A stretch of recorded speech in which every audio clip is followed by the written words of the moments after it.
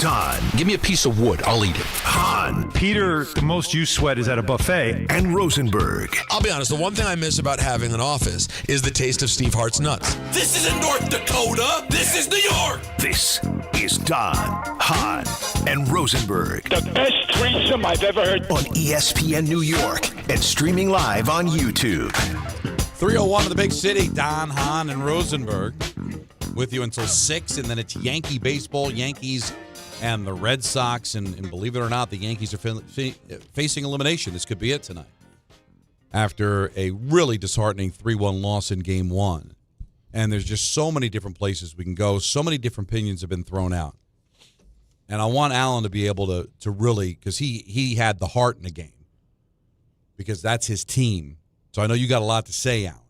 But the one thing I just wanted to kind of get started off with, and I know talking to Alan before the game that he agrees wholeheartedly, is that we got to stop, just preemptively, with all the phone calls at 1-800-919-3776, talking about Aaron Boone's got to get fired, as if Aaron Boone is the reason why Fried was taken out. That Aaron Boone was the reason why Jazz Chisholm was not in the lineup. These are done collaboratively. Hey, Boone may agree, but he's got to be the face of these decisions. But I've been around the Yankees long enough doing the shows with Michael, doing the shows on Yes, that he is doing the bidding of the organization. And the decisions blew up in their face. You could be sick about the decisions. Be sick about the decisions, right, Peter? But don't pretend he was like, all right, I've seen it enough. And this is why everybody thinks that Michael Kay protects Boone. Oh, if they fire Boone, they'll just bring in somebody just like him. He actually went off on him last night. Right, on him, but it's not him. He's the one that is the face of the decisions. He's the one that is going to tell you, I did this. You know what happened. Do you think he went with his gut there, or was all out there? Here you go, Aaron. Here's the numbers. Here's the line. This is what'll work. We played this game 15 times last night, and this is the way it comes out. So what did I tell you yesterday? The Caballero was, 1 for 8? Yeah. Lifetime against Crochet. But he's got to be in the lineup, though. So that's when the numbers don't make sense. You know what the Yankees did last night, which I think is a more dangerous thing than even losing Game 1, is what you saw post-game was a disillusioned clubhouse, because it's as if you guys are trusting the numbers more than you trust us. You know what I mean? Yeah. Like Jazz turning his back on the camera says a lot, because it's his way of knowing that if I turn and face, I'm going to say things that I don't want to say. Frustrated. That whole team was frustrated by the decision-making that was made. But that's not even the most egregious thing to me. So the Boone, I'm not putting the lineup on Boone. I'm telling you, these were numbers they put together. They had a game plan. Alex Cora definitely had a game plan, and you saw it unfold in several different instances in this game. He outmanaged Aaron Boone, no question. But if we're going to get on Aaron Boone for taking out Fried after 6 1/3, that's where I'm also going to hit pause. Because you know what I need? First of all, I don't need Max Fried then saying, that's what they wanted. They took me out, right? Total surrender. I have no control over this. Yes, you do. You're an ace. And you know what the ace does? Garrett Cole, CeCe Sabathia. You can go down the list. You start seeing the manager come out. You know what they do? Take your ass back in the dugout. I'm not going anywhere. I'm out here for my team. Right? Ask David Cohn. David Cohn did it to Joe Torre. Yeah, Mike Messina did it too to Joe Torre. Messina did it very publicly. But the whole point is, if you want the game, you're not coming out. You saw the story with Crochet, what he told Cora, right? Yeah. I'm handing the ball to Chapman. That's it. I'm not coming out, and don't come get me. And so he gave up the home run, and then he proceeded to retire the next 17 straight. Yep. He just locked down. Max Fried, I'm not going to say he wanted out of the game, but it didn't sound like he wanted in. He was fine with being taken out. He didn't fight it. He just left. Leave it to the bullpen. That, to me, is inexcusable. I question that more than I question anything else. It's a great point. You wanted out of this game? You were dealing. Now, was he struggling? Yes. He had a 20-pitch inning just the previous inning, and that curveball, he was missing. He started losing control of it, and I think he lost confidence, and I think at that point They're coming to get me. All right, that's it for me. Well, that's all I got. That's and a that problem. bothers me because if that's true, and then you throw your manager under the bus, are you crazy? It's a bad look. That clubhouse last night had a lot of issues, and I'm curious to see how they respond tonight. But last night after the game, you talk about, they don't trust us. They trust the numbers, right? Mm-hmm. And then the Max Fried, who if you wanted to stay in, you could have told Boone, no, I got this. But he didn't. That stuff bothers me. But then you go and say it to the media, what you said to the media? No. There's problems in that clubhouse over this. And I hope it was last night they slept on it and they're fine today. But it bothered me after that game. Yeah, and the lineup is what it's supposed to be today. You got it right. And but there's just so many different places to go. 1-800-919-3776. The obvious decision to take Fried out. And Alan's right. Listen, I pitched in high school. I didn't pitch at a high level. I got cut from my college team. But as a pitcher, you want to finish what you start. You don't want to be taken out of a game because you built that. You built that house. You don't want somebody to put the shingles on the roof. You want to finish the house. You built it. You take pride in it. You don't want to walk away and hand over your day, your handiwork over to somebody else to screw it up. You want to finish that. You want to finish where you start. And I understand pitchers nowadays aren't thinking about 9 innings. But I'm sorry. I give a guy 8 years in a contract. He won 19 games during the regular season. Am I wrong to want to get more than 6 1/3? He can't face the 8-9 guys in the order? And is there a world where Aaron Boone's going to have more faith in Luke Weaver than his ace pitcher that's starting game 1 of the playoffs? You lined it up and that Fried can pitch game 1 and you're hot to take him out in a 1-0 game. He's not hot to take him out. That's the point where you say he just got out of that 6th inning. He had been battling. He wasn't perfect, but he was battling. He was battling. And so, by the way, that getting happened. The outs he needed to get. But by the way, baseball has never operated previously till this soft generation that 1 inning of battling just means get him you're out. done. No, you go back in the next inning. But how many people out there watching that game last night, the minute he came out of the game, just knew? Right? I put in the group chat, right? What did I say? Deadpool, here it comes. Well, yep. Because because it's not going to be just one guy out of the bullpen. It's going to be 3. But you're also one of them. All it takes is one to have a bad day. Kay says it all the time, and he's right. One guy had it going, and you wanted to see him bulldog his way as far as he could into the game. And in the 7th inning, he gets 1 out. The manager comes out, and he just hands him the ball and walks off.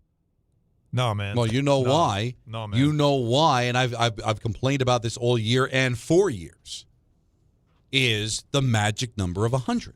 Because once you get past 100 pitches, now all bets are off. So, yeah, it's 6 1/3. You can't give me more than that? Well, it's the magic. He had thrown 102 pitches. So once you go over 100, it's like, now we're itching to get you out. Now, the game's played before it's played.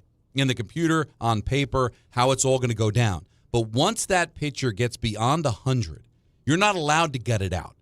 And I think these pitchers' mentality now is, I know I'm over 100. It's the postseason.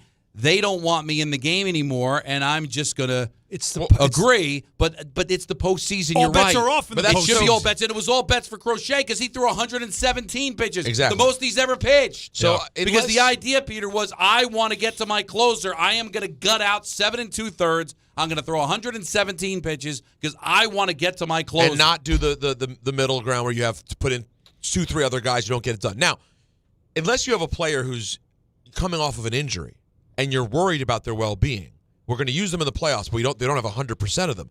There's no reason for it. But we'd be remiss, because this is getting the most of the attention, and it should, if we don't also point out that the Yankees also lost for the same reason they've lost in the playoffs for the last decade. Couldn't score. They don't hit. Yep. They don't score runs. Bases loaded, nobody out. Middle part of their lineup, twice, opportunities, nothing happens. How about the first inning? Beginning and end of the game. The first inning looked like they were going to blow this thing open. They had 2 on, nobody out, and you can't get anything there. And then in the 9th, same thing. Bases loaded, nobody out, and you couldn't do anything there. And again, it's a credit to the Red Sox and their game plan, I guess.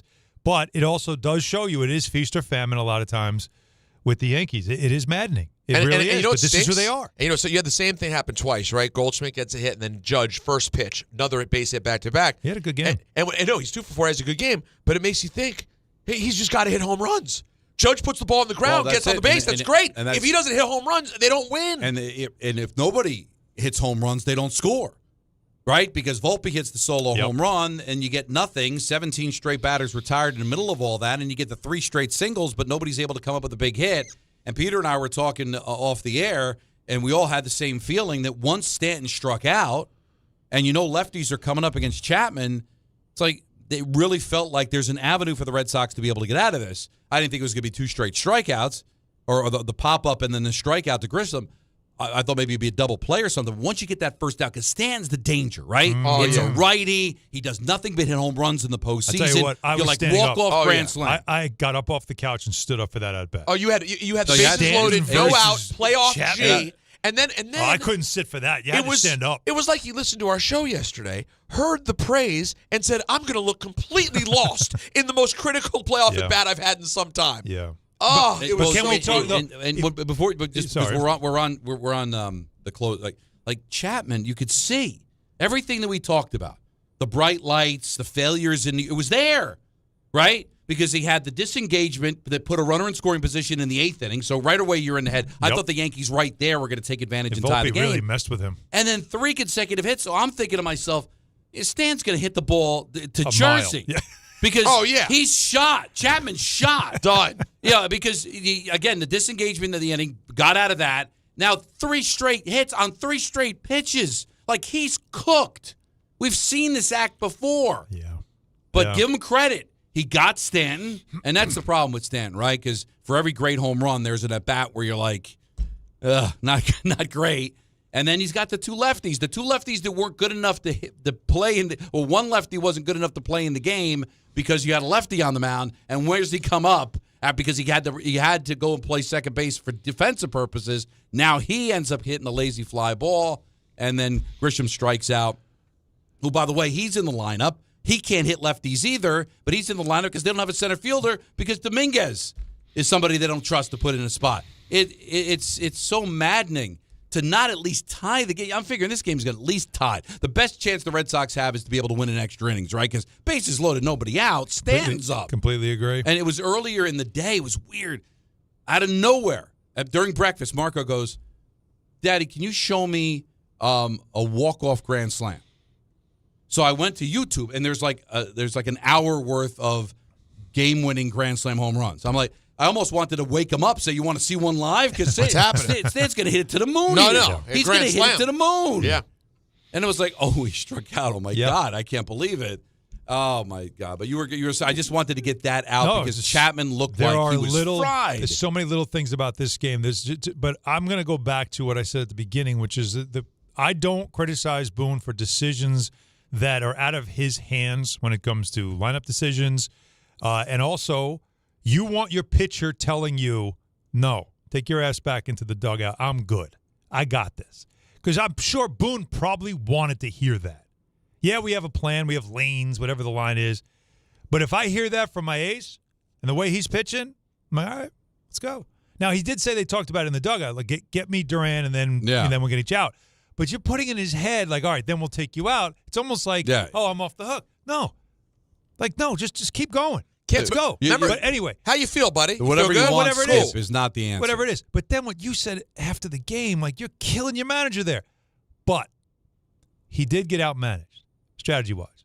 It's, to me, Alex Cora once again showed you that he plays chess. Because Sogard said after the game that they knew about Judge. Remember we talked about this a couple of weeks ago when Judge was going to get back? And I said, you watch. Because guys like Alex Cora, if they see Judge out there in the playoffs, they're going to test his arm. They're going to test him. And sure enough, that's what happened. Judge plays the ball, and Sogard decides, I'm not just taking a single. Let me see if this guy can throw one. And he said after the game, oh, yeah, we talked about this before the game. It was definitely something on their minds. If you have an opportunity to test Judge's arm, do it. And in the biggest moment of the game, he did it. And that led, of course, to the 2-run single that was following the next at-bat. You know, Weaver wasn't great. He threw a million change-ups. You could tell he wasn't confident. He was trying to battle. He had that, 11-pitch at-bat that he really battled that, or 20, actually. But he threw a ton of change-ups, threw one fastball, and it ended up being the game-changing hit. But Sogard making that play, forcing Judge to throw, and Judge one-hopping it to Volpe. Yeah, that's going to be an issue. That double was a gigantic play. And it's not going to get better. And it's because they were prepared for that moment. And that tells you a lot about how the Red Sox are managed. And it's a different animal. Now, they did take 2 out of 3 from the Red Sox at Fenway during that gauntlet, but a lot of the Yankees' 8 straight wins came against what? Twins, Orioles, White Sox. Yeah. They're not thinking about testing Judge's arm. They're not trying to micromanage. They're just trying to get to the end of the season, right? They're going to try, don't get me wrong, but there's a reason why the Red Sox are in the playoffs. There's a reason why the Brewers are the best team in baseball. They're thinking. They know. They scout. It's a different animal. That's why I say take the analytics and wipe yourself with it. It's the postseason here, man. And this is what I want to watch. I'm giving this guy an 8-year contract. I know it's way more money and way more years than it's supposed to be because I want you to be here for this spot. I don't have Cole. You're my guy. And I'm thinking to try to get to Luke Weaver because of Lanes. Yeah, Lanes. We got Michael Lanes. made a great point when I was driving in. It's like if you asked Aaron Boone, forget about the analytics, throw him away, shut the computer off. Your life's on the line. Who do you want to get those final outs in the 7th inning? Your life's on the line. Here's a rifle to your forehead. Life's on the line. You want a taxed Max Fried or Luke Weaver?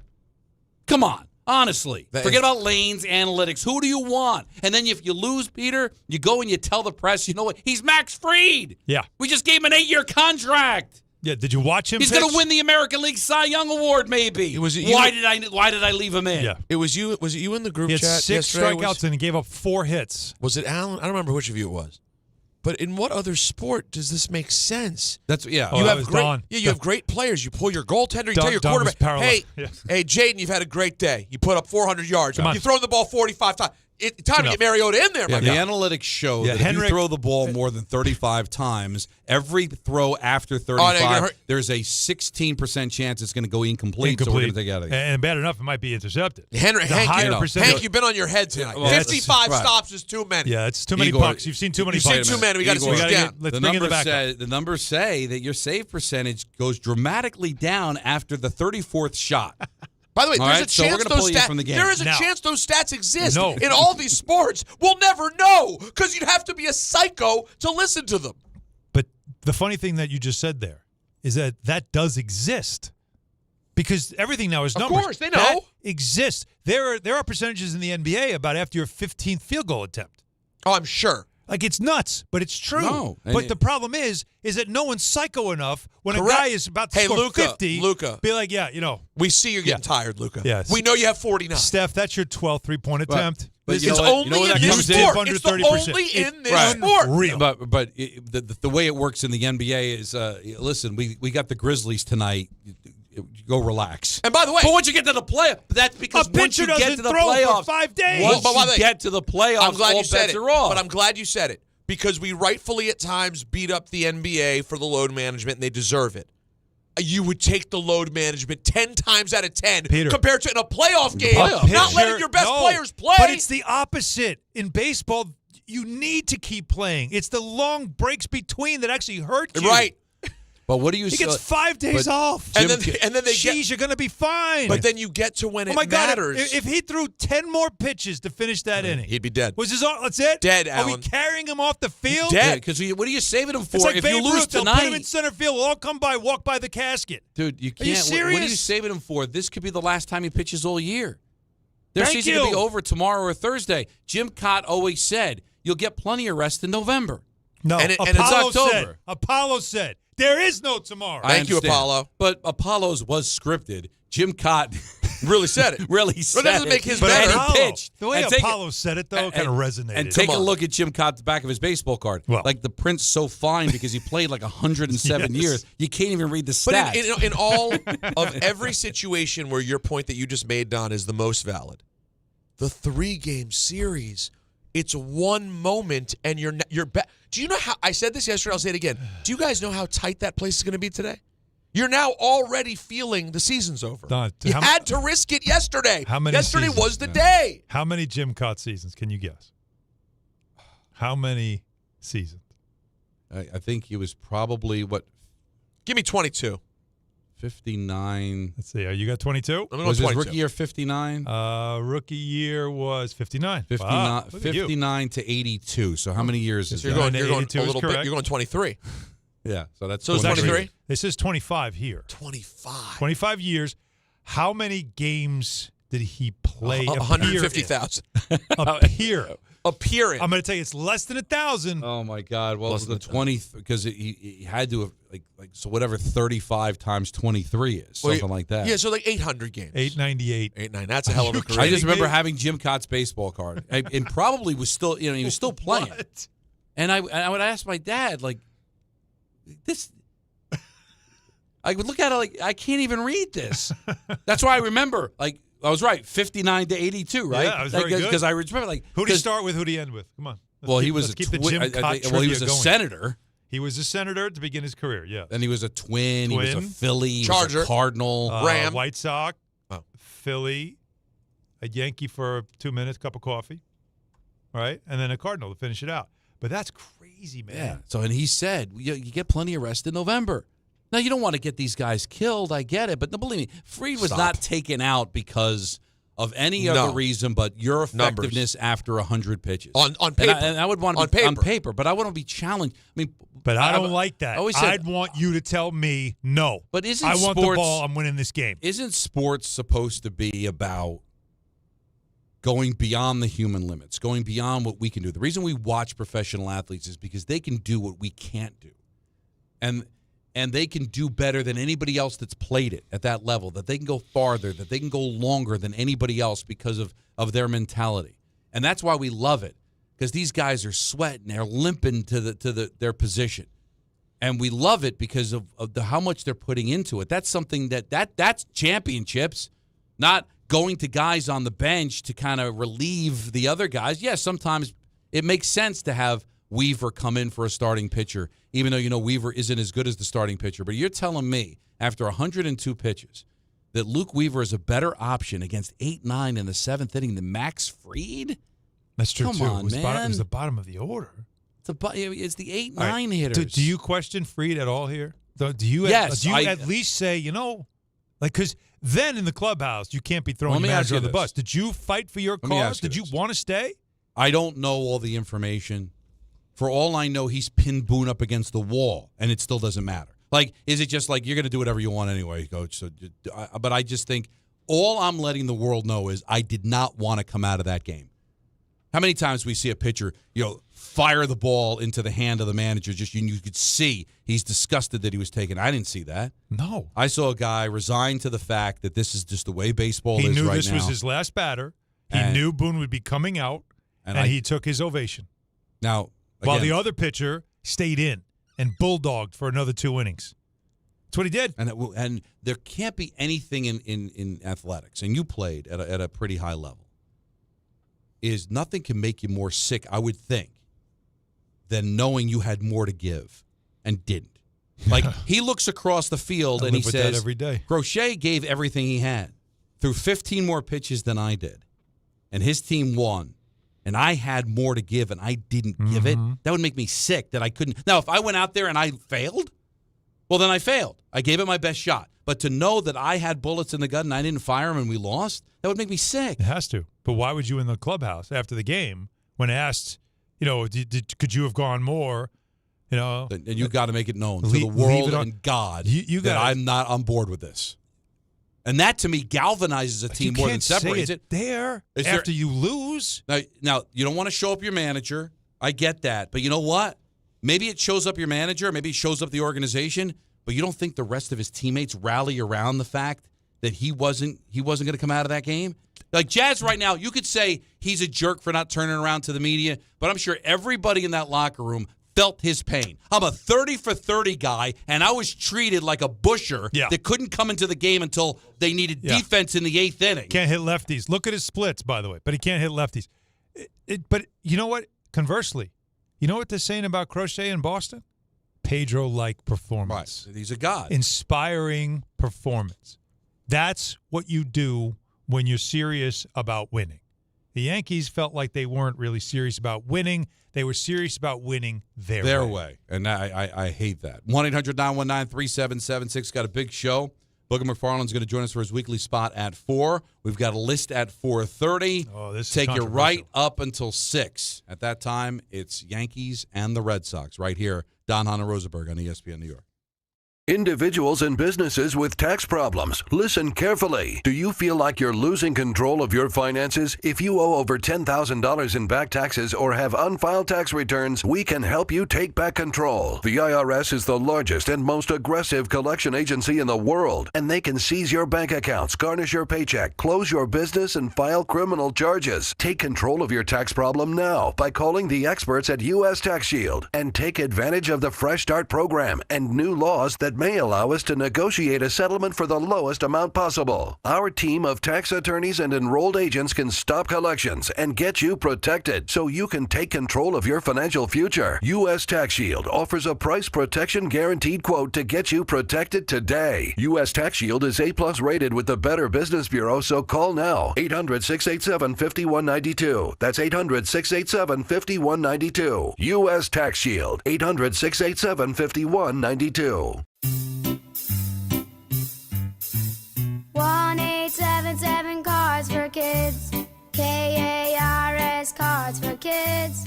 1-877 Cards for Kids. Donate your card today. 1-877 Cars for Kids. KARS Cars for Kids. 1-877 Cars for Kids. Donate your car today. Ready to get rid of that old car? Donate it to Cars for Kids. Call 1-877-CARS-FOR-KIDS to reach a friendly live agent. Donation's super easy, and your car can be picked up as soon as tomorrow. Call us now, 1-877-CARS-FOR-KIDS. That's Cars with a K to donate your car today. 1-877 Cars for Kids. Donate your car today. Did you know you can donate real estate too? Go to carsforkids.org. That's carsforkids.org. Hey, let me ask you something. Would you seat your 3-year-old child on a windowsill? Would you seat them beside a lit fireplace or by the deep end of a pool? One last question. Would you seat your child in a car seat that's not correct for them? Car crashes are a leading killer of children ages 1 to 13. Secure their future. Seat them in the correct car seat. For more information, visit safercar.gov/the-right-seat. Sponsored by the New York State Governor's Traffic Safety Committee. John Ryan. Yeah, Dad. I think I came up with a killer slogan for our law firm. D'Agostino and Associates, bite back. Bite back? Yeah. When someone hurts you, you bite back. We'll be the law firm that bites back. Dad, that's brilliant. Accident victims, call D'Agostino and Associates and bite back. Hey, we could even put a big vicious dog on billboards everywhere. Yeah, and Rottweilers on buses. Hey, how about a toll-free number? What are you thinking? You know, like 1-800-BITE-BACK. 1-800-BITE-BACK. That's brilliant. But what if people hear fight back? Easy. I'll spell it out for them, like 1-800-BITE, back. 1-800-BITE-BACK. That's 1-800-248-3222. Love it. Hey, Dad. Yeah. All this talk about biting back got me hungry. Me too. Want to grab lunch? Sure. Hey, how about a jingle? You mean like D'Agostino, law, bite back?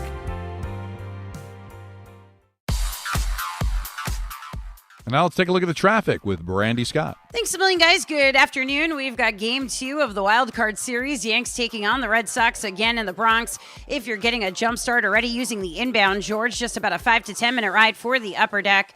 Deegan already packed both up and down, heading over to the stadium with the volume for the outbound, George. And keep in mind, you don't want to backdoor it using the Willis Avenue Bridge. Early this morning, a partial building collapse on Alexander Avenue. Lots of closures on 138th. Outbound Lincoln and Holland tunnels not too bad, about 5 to 10 minutes each. Over in Nassau County, Northern State eastbound, jammed. It's a crash in the left lane right before the Wantagh. Solid slowdowns go back to the Meadowbrook.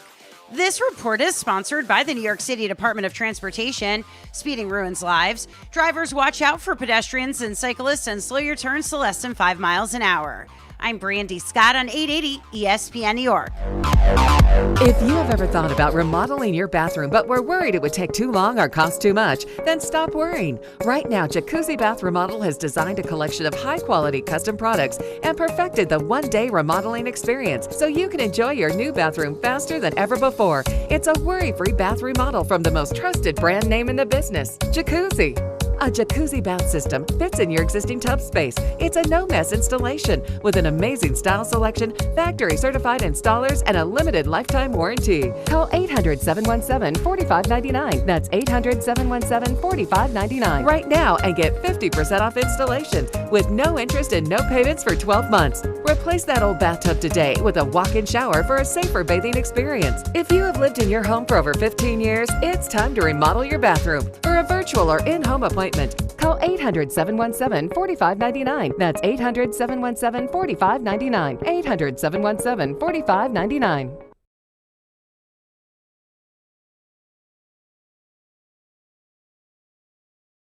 Game Time is brought to you by Tullamore Dew Irish Whiskey, because when it's game time, boys,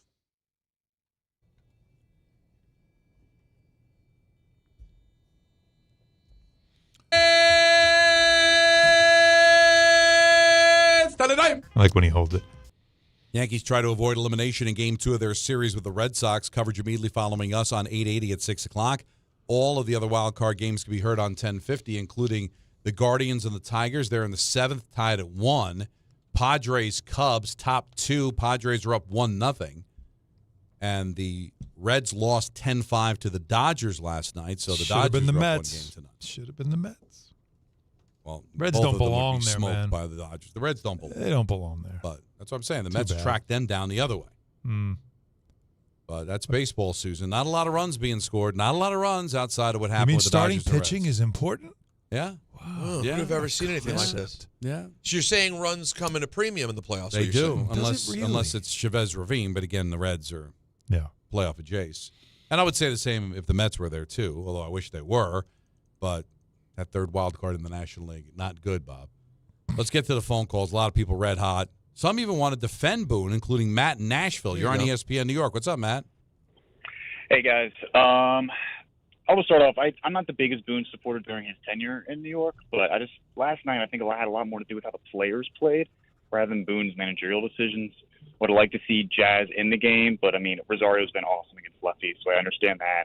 You could say put him at third, but he's not quite a defender that McMahon and Caballero are. So, like, with the Free getting so many ground balls to third, like, I understood that.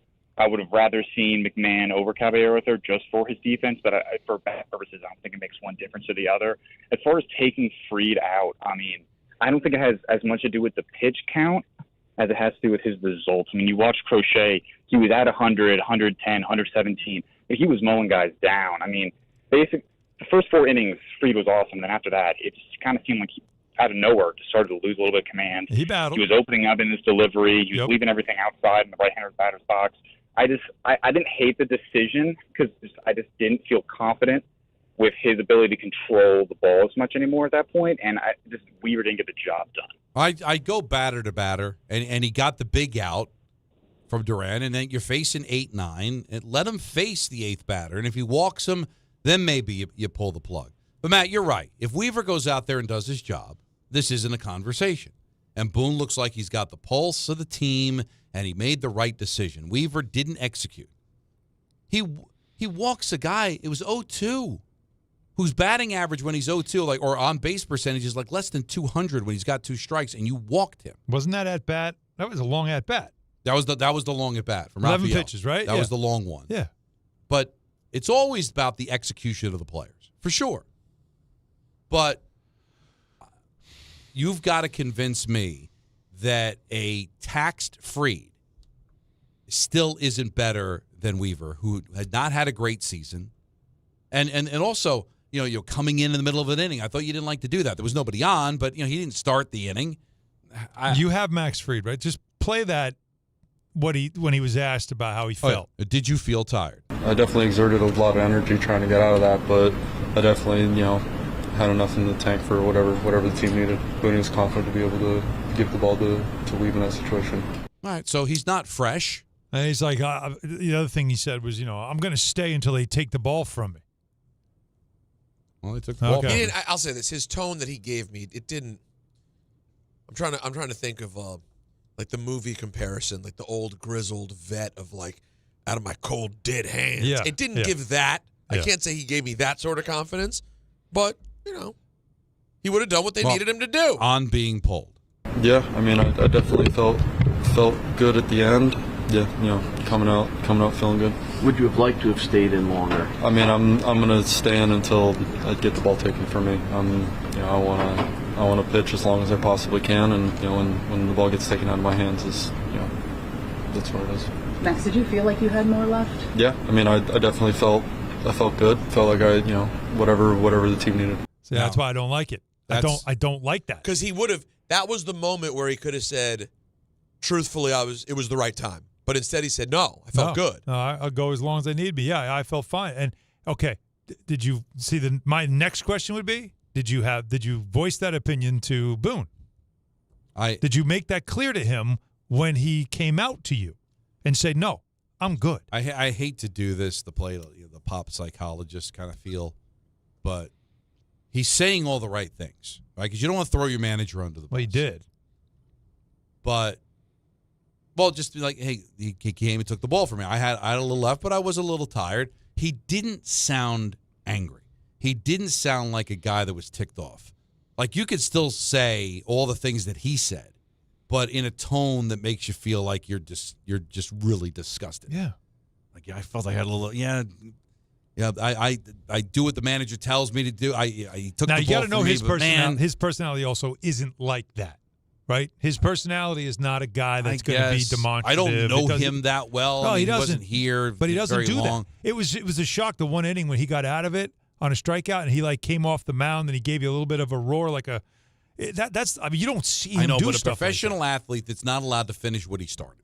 A professional athlete that's taken out of a game and he's telling people, I had something left. Yeah, I don't like and that. The person that replaced you failed. That would anger me. Mm-hmm. Even if I'm not angry at anybody in particular, I'm just still angry. I still have something left. My season could be over. This isn't some game in April against the White Sox. It's game 1 of the playoffs. You're facing elimination tonight or tomorrow. That might be the last pitch he throws until next March in anger. And to know that there were still throws that he had and he couldn't use them, and the next time he's going to throw a meaningful game is going to be in late March next year against the San Francisco Giants. Maybe he will get another opportunity. And if you're a Yankee fan, you hope that opportunity is going to come in the next round, and he'll have a few more opportunities. Can I ask you guys a question? But you don't know that. Can I ask you something about last night's ball game, Don? Sure. I was sort of watching it from multiple locations across my apartment, dealing with baby stuff at the same time. Sure. Is it me, or was there like a pretty audible pop every time the Red Sox did something at Yankee Stadium? Was that me? Oh, no, they had a crowd. It was loud. They had a crowd. No question. Okay, because I multiple times thought something good. I'm bathing the baby. Yeah. And then I'm like, oh! And I run out expecting to see the Yankees, and I'm like, wait, that was a 2-run single for the... They got in the building, despite the fact that apparently the Yankees tried to shut down ticket sales from the Massachusetts area code and zip code. Yeah. Not so much. No, the Red Sox travel, man. Well, and they're here. Yeah, they're in town. They just live here. Yeah, I mean, this is... Well, there's a couple of Red Sox the bars combo, too. Yeah. Same with Yankee fans in Boston, obviously. Well, these are two... This is why Major League Baseball salivates for this matchup, because I am sure, and I didn't look at the ratings, this is going to crush every other series. Oh, yeah. And then there's going to be... It'll grow, because the next round will be speaking of crush, I didn't see the late game, but it certainly did crush in length the first 2 games of the day. When did this finish? 9:30? This was a 3:04. 3:04. 3 hours. Which for Yankee Red Sox, it was only 3:04 in the end? Just slightly over 3 hours, yeah.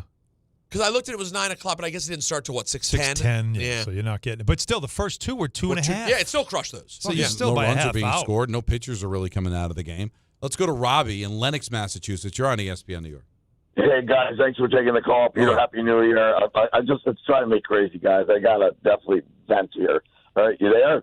I'm here. Go for it. Okay, guys, okay, let's start by talking about this as an organizational problem that's been going on under Brian Cashman, okay? I could start with the sitting of Jazz Chisholm and Ben Rice, who've been the hottest hitters on the team.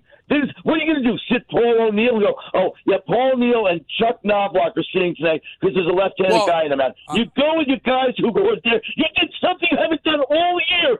Don, I know you're the king of the rants on this station, okay? And by the way, congratulations on the Devils broadcaster. We'll miss you on the other side of MSC. But, Don, you can't do that. You play up the guys guys you live with, okay? And here's what drives me crazy. The decision to take out Fried, why are you not walking Bregman with first base open, you dummy? Okay, how about that move? Okay, how about not using Caballero in a pinch running situation in the ninth inning because you wasted him in the starting lineup when you could have put him or Dominguez at third base. You could have put Dominguez, okay, in the pinch run for Goldschmidt. Maybe Dominguez is on third base with the next hit, and maybe he's home on a single by Bellinger. It's asinine baseball, and it's been going on too long. Aaron Boone is always one step behind everybody. He's always – how about Nestor Cortez last year? It should have ended on that. Well, again, it's this lame. is an organizational problem, guys. No, It's dude, an I'm glad you organizational said problem. that because That's good stuff. This is all the It's a way hell the of a call. organization does it. And should Boone push back? Because he's got the final say. Listen, the Red Sox are analytically driven too, but you get a sense that Corey gets a feel for the game. I wouldn't be surprised if the Red Sox said, we probably shouldn't let him go 117. We probably got to take him out of the game. But Cora feels, hey, listen, this is our stud. We went out and acquired him for a reason.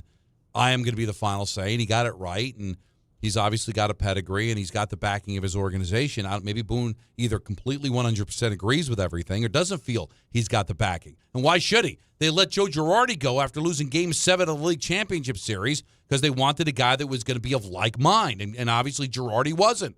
And a lot of people felt why that was the end of Torrey, too, because he was not of like mind. So there's enough evidence that Boone says if I'm defiant and I fail, I might be out of a job. And he doesn't want to be out of a job. The one thing I'll push back about Rice, same conversation happened in 2009, remember? When Jorge had to sit because he didn't catch A.J. Burnett, right? Yeah, that decision wasn't about that there's a lot that goes into it because of who's pitching. Yeah. But Jazz, we said it yesterday. He's a 30 for 30 guy.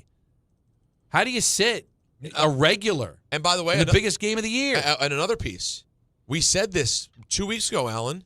He may be the only, zhuzh, the spark, he has more swag than anyone on that team. He's a guy you want around and motivated.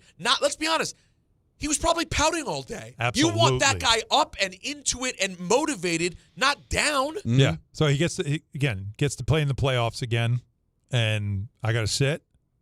Yeah, thanks. I'll come in at the end of the game with Aroldis Chapman throwing 101 miles an hour. Yeah. No, you could see it, and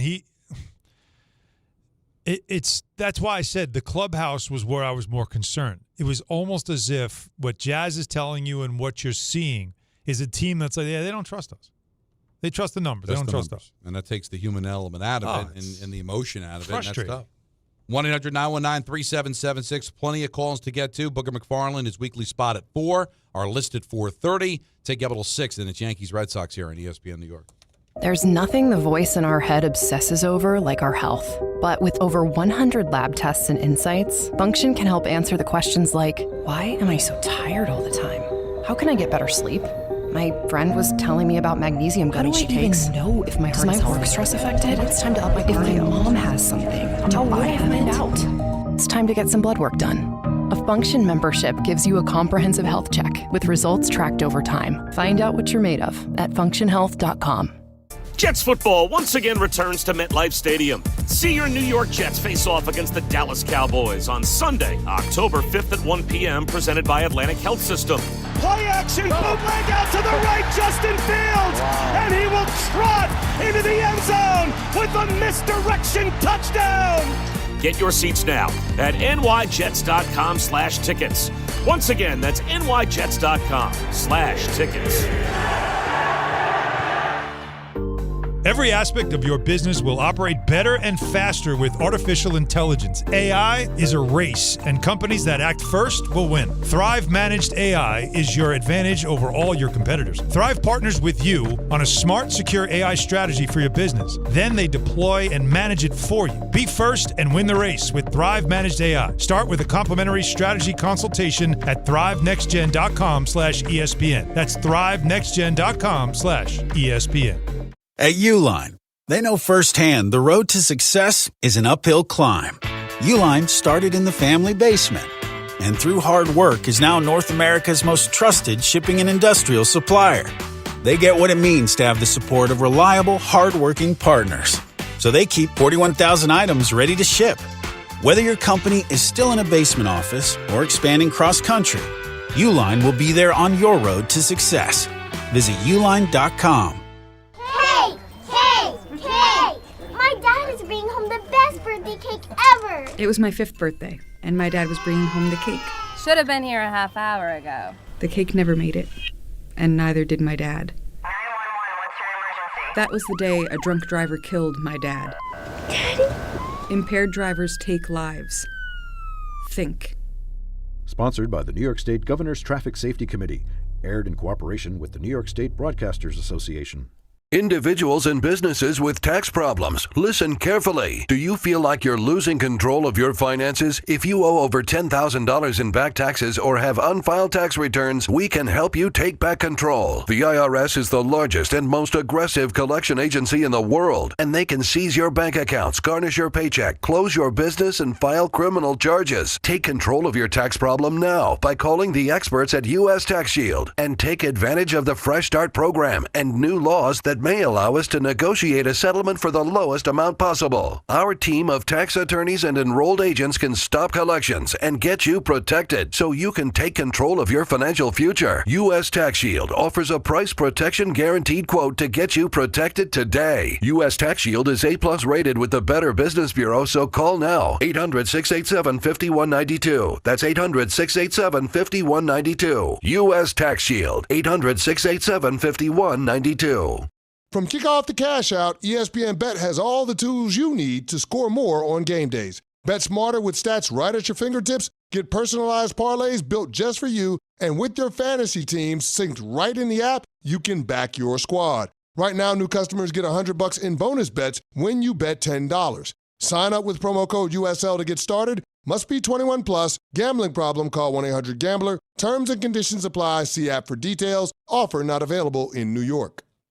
Welcome to Only Murders in the Building, the official podcast. Join me, Michael Cyril Creighton, as we go behind the scenes with some of the amazing actors, writers, and crew from season 5. The audience should never stop suspecting anything. How can you not be funny crawling around on a coffin? No, that's true. Catch Only Murders in the Building official podcast, premiering September 9th wherever you get your podcasts. And watch Only Murders in the Building, streaming on Hulu and Hulu on Disney Plus for bundle subscribers. Terms apply. From the regular season to the Super Bowl, ESPN New York is your destination for football. We've got crazy fans. If the Giants somehow beat the Cowboys, I'm going to take a dump on your head. You can feel good because you're a damn football team. Expert analysis. Marcus Spears joins us now. ESPN NFL analyst Damian Woody. Mel Kiper Jr. The Hall of Famer Steve Young. He's kind of our resident general manager, Louis Riddick. We got Mike Tannenbaum right now. And all your fantasy and wagering needs. This is ESPN New York. We are football.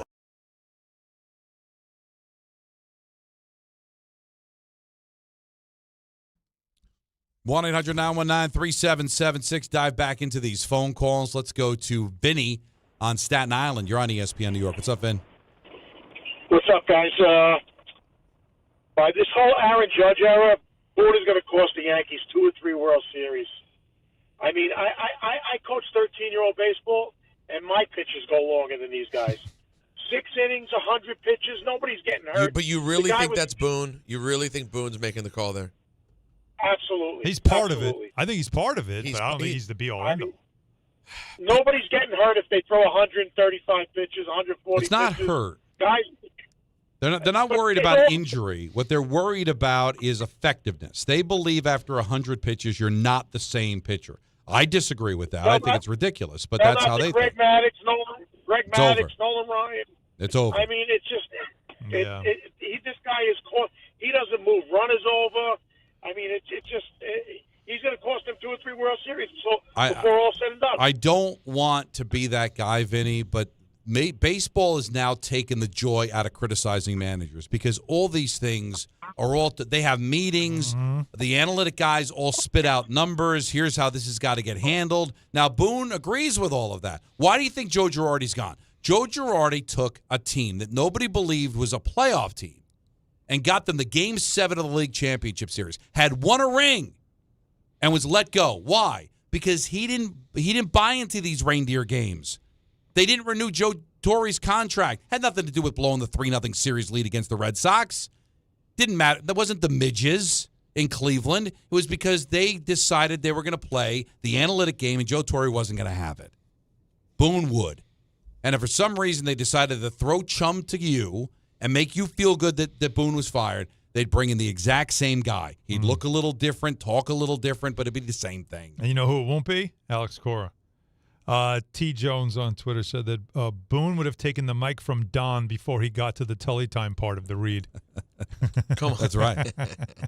It would take me out of the best part of the rant. We would have never gotten you know.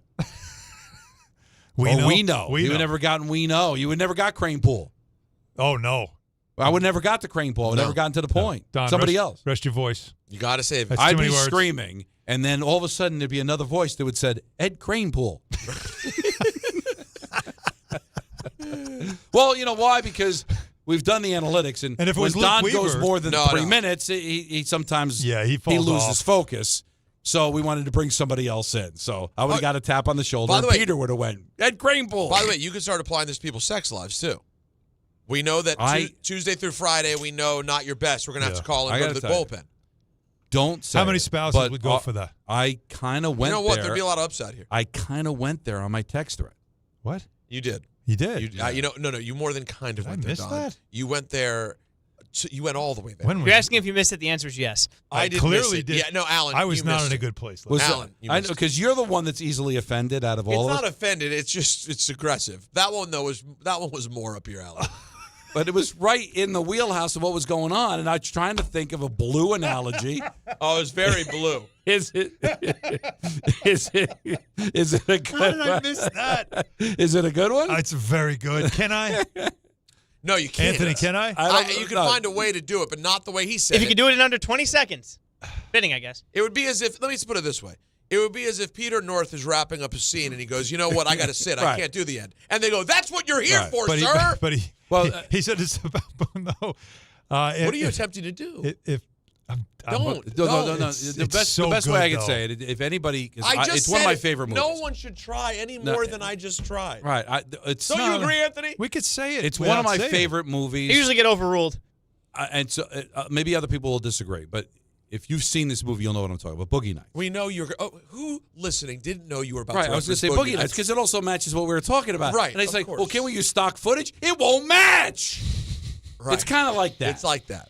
You know what? That was safer than I expected. That was a lot safer. That's fine. And now you can wrap your mind around where I was going. Or something else, if you like. Oh, my God. Let's see. You said we got sound there? What do we got?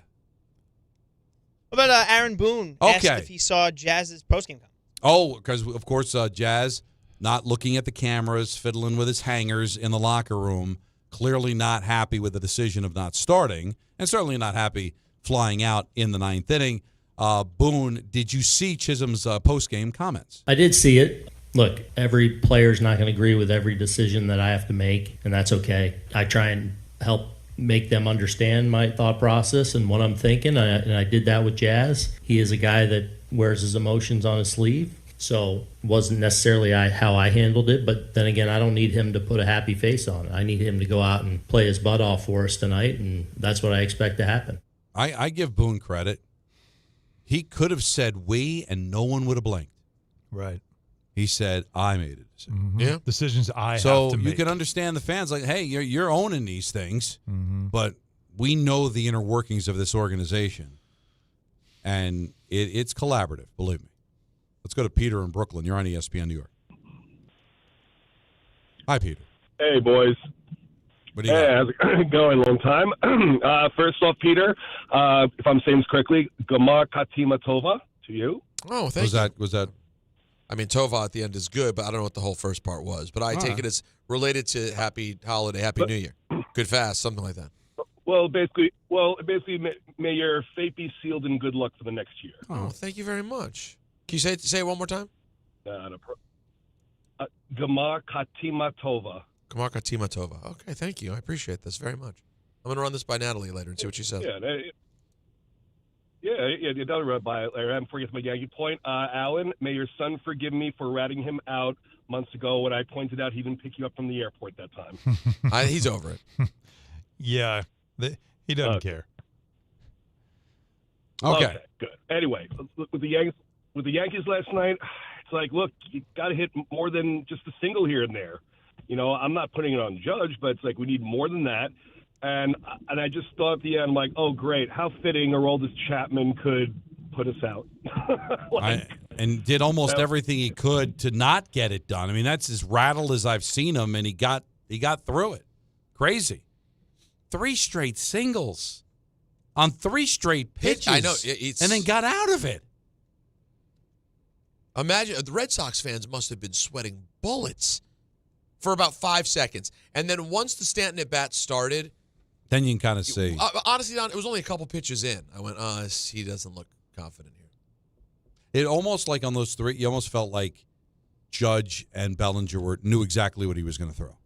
Like when you see a first pitch hit, like his party is like, that might be a little selective here. We got a runner on. I'm representing the tying run. It was like, bang, first pitch, get on it. Like so, but Stanton just didn't have it, and then once he faced the lefties, the Yankees were pretty much cooked. Can I just checked it.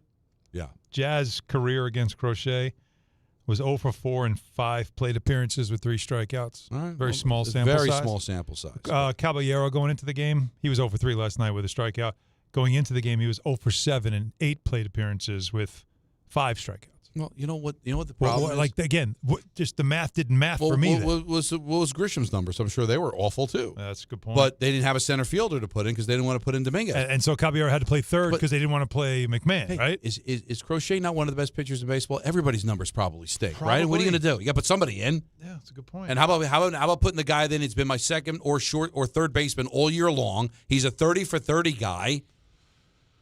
I don't trust him. Yeah, Grisham was 0 for 3. Right, and he continued that, because every lefty against Crochet is going to have bad numbers for sure, for the most part. And he was 0 for 4. Oh, no, wait, Grisham. 0 for 4 with 4 strikeouts. Yeah, no, it was not good. But they didn't have. Would Dominguez have done any worse? All right, we'll get more to your calls coming up, but we're going to do a little football because it's our weekly spot with Booger McFarland coming up next year on ESPN New York.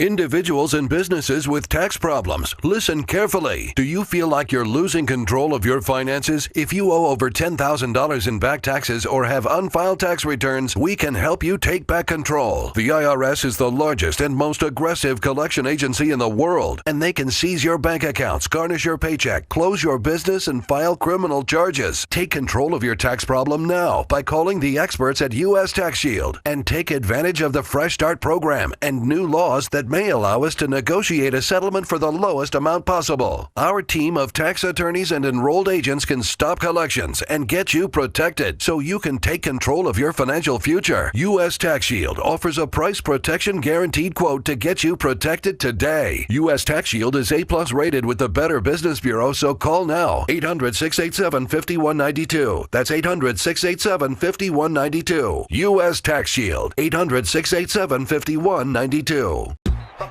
Ballybet Sportsbook. Yo, Ballybet stacked for football season. When it comes to sportsbook apps, it's undefeated. Ballybet. Check out that brand new Parlay Zone. Here's the kickoff. Build your bets and place them right on your phone. What? Live bets, daily boosts, and promos. Increase your odds so you can win more dough. Touchdown! Ballybet's the play. Make game day more fun and download it today. Must be 21 plus, New York only. Gambling problem? Call 1-877-8-HOPE-NY. Ballybet Sportsbook and Casino. Download it. At City Harvest, we believe no New Yorker has to go hungry. With your help, we're on the road 365 days a year, rescuing over 77 million pounds of nutritious food and delivering it free to millions of New Yorkers, transforming surplus food into sustenance, sustainability, and smiles, rallying thousands of New Yorkers to power a network of nourishment across our city. One day, one meal, and one New Yorker at a time. That's how we feed good. Donate at cityharvest.org. Individuals and businesses with tax problems, listen carefully. Do you feel like you're losing control of your finances? If you owe over $10,000 in back taxes or have unfiled tax returns, we can help you take back control. The IRS is the largest and most aggressive collection agency in the world, and they can seize your bank accounts, garnish your paycheck, close your business, and file criminal charges. Take control of your tax problem now by calling the experts at U.S. Tax Shield and take advantage of the Fresh Start program and new laws that that may allow us to negotiate a settlement for the lowest amount possible. Our team of tax attorneys and enrolled agents can stop collections and get you protected so you can take control of your financial future. U.S. Tax Shield offers a price protection guaranteed quote to get you protected today. U.S. Tax Shield is A+ rated with the Better Business Bureau, so call now. 800-687-5192. That's 800-687-5192. U.S. Tax Shield. 800-687-5192. Put it in the box! This is your radio home for New York Mets baseball. 880 ESPN, WHSQ, and WCBS FM HD2, New York. 4 o'clock at the big city. Don, Hahn, and Rosenberg. Another 2 hours. Take up till 6. That time we'll hand it off to Yankees, Red Sox. Did you hear the morning show? Well, Dave specifically. I did listen, but I'm not sure. Thrilled about the idea that we're done at 6, and he had to do a full show this morning. He had a rant that I've never heard him hit that level. I don't understand what he means. He was just angry. He said Don's driving all over New Jersey. Peter's going to wherever. Well, what is it? How do we choose? But like they're on in the morning. I know. I don't know. You don't get ranted in the morning very often. Something snapped in Dave this morning. Well, I want to hear that. And he had a rant like I've never heard him reach this level. Would we be able to get that, Anthony? He did what? All right, we're going to have that. But first, we don't want to keep our guest waiting too long. And he's our weekly spot on Wednesdays at 4 o'clock here on Don, Hahn, and Rosenberg. And it's Booger McFarland. How are you guys? What's going on? Booger? What's going on, fellas? Yo, how we doing? Good, man. We have a football season on one side of MetLife Stadium and unfortunately not too much on the other. So let's start with the good. What did you think of Jackson Dart's debut as a starter in the NFL? Well, I thought the obvious. Like, he brought some juice to the team. I thought you could see the defense play with a little more energy. I think everyone. I mean, Brian Daboll's face after the game when he was almost headbutting Jackson Dart kind of told you exactly how he was thinking. It told you how he was thinking, how the team was thinking. He didn't play perfect. He didn't play well. But I think you see the element that he can bring with the legs, the athleticism, the fearlessness. I thought it was everything you could expect in a rookie. And now you have something to build off of going forward. When you see Dexter Lawrence just chugging down the sideline, and he's taken out by a quarterback, how did you feel yourself as a defensive tackle? Well, a couple of things. Number one, let's talk about the best athlete on the field, tipping the ball, catching it, and then running 35 yards down the field. That's number one. Number two, he got, it's kind of a punk move when you try to tackle a big guy low. So he got tackled low. I'm not going to hold that against him because we want guys to hit us up top, and then we can run them over. But I'm not going to hold it against him that he got tackled. It almost took me back, when I was in high school, and it just goes to show you how long ago this has been. When I was running down the sideline and I didn't get caught, I stepped out of bounds. And so I started having flashbacks when it came to that. You have a touchdown to your credit, though, right? I have several. Please don't disrespect Wait, me like I that. I see one. I checked. I did my research before you came on, and I saw defensive touchdowns, one, and I'm trying to find it. So you had a couple then. So at LSU, I played fullback on some situations, and I caught a little fullback in the flat. The touchdown in the NFL was a sack caused fumble touchdown of the one Michael Vick down in the old Georgia Dome. So, yes, I have 2 touchdowns to my resume, sir. Oh, wow. Nice. And Michael Vick is, we're talking about somebody that's not easy to catch. Yeah, exactly. Well, you are talking to a supreme athlete. I know you wouldn't recognize one, at one time. At any time, certainly at one time. But I loved it as a Giant fan. Is it sustainable? Like, I understand you're trying to get the win, but at some point, I don't want another RG3 where he's throwing his body around and getting hurt. So do you think you'll start to see it open up more, and how difficult is that going to be with Neighbors gone for the year? Well, Neighbors being gone is obviously a bummer kind of on the day. Otherwise, which was a really good day. I think that goes without saying. This is the new age of quarterback, though, guys. Like, we can talk about RG3, and RG3 was probably a 50-50 runner, maybe give or take a little bit. I think Jackson Dart is more 75-25, 80-20. So I don't think you have to worry about that, but you're not going to take it away.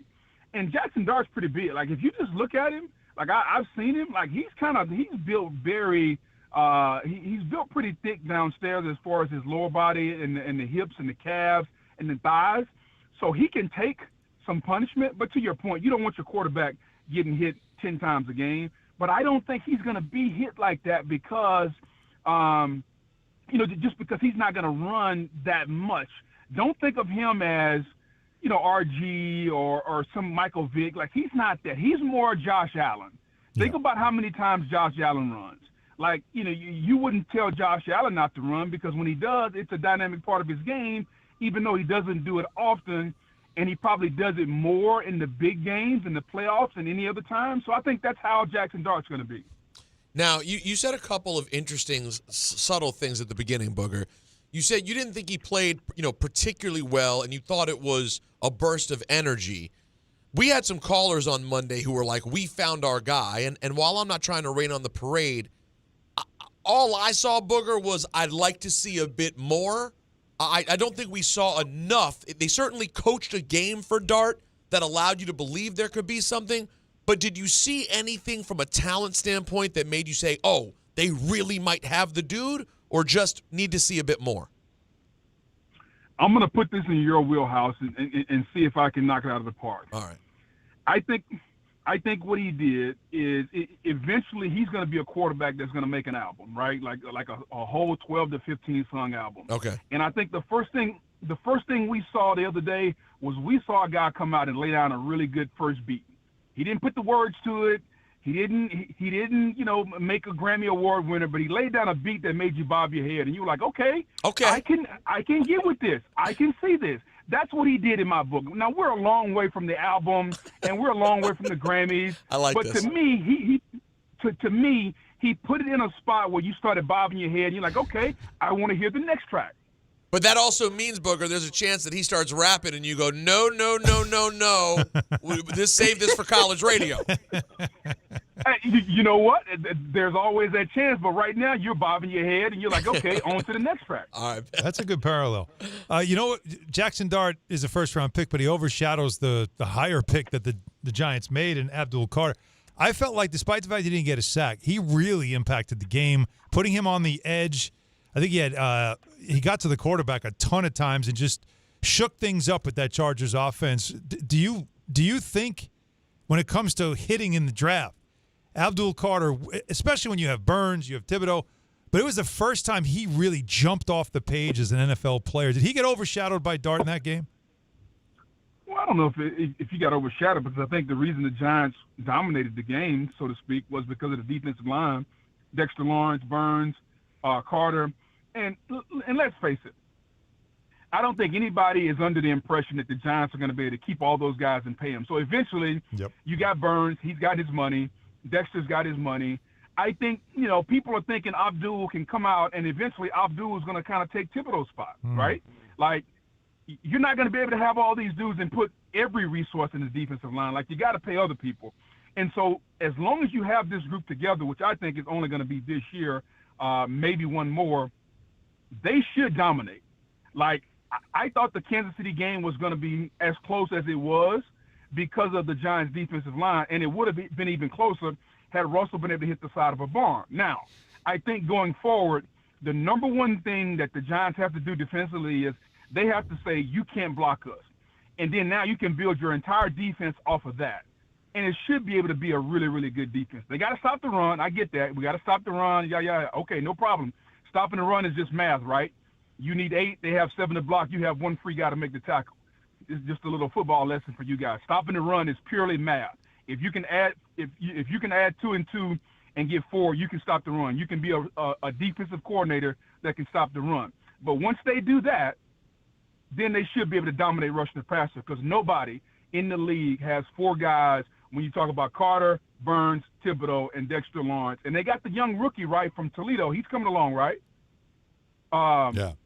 What's his name? I think he's a defensive tackle, whatever. Like they got a bunch of guys. I think they should be able to dominate and rush the passer.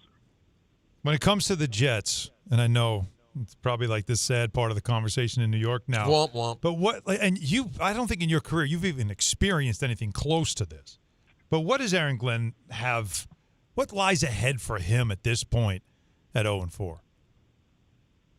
Well, if he's establishing the culture, and I keep bringing it up every time I talk to you guys, then I think what lies ahead is to continue to try to weed out the guys that are causing the issues, right? Now, fumbling is not like a culture issue. Fumbling is something like everybody fumbles. Derrick Henry fumbles. Derrick Henry is one of the hardest working guys we know.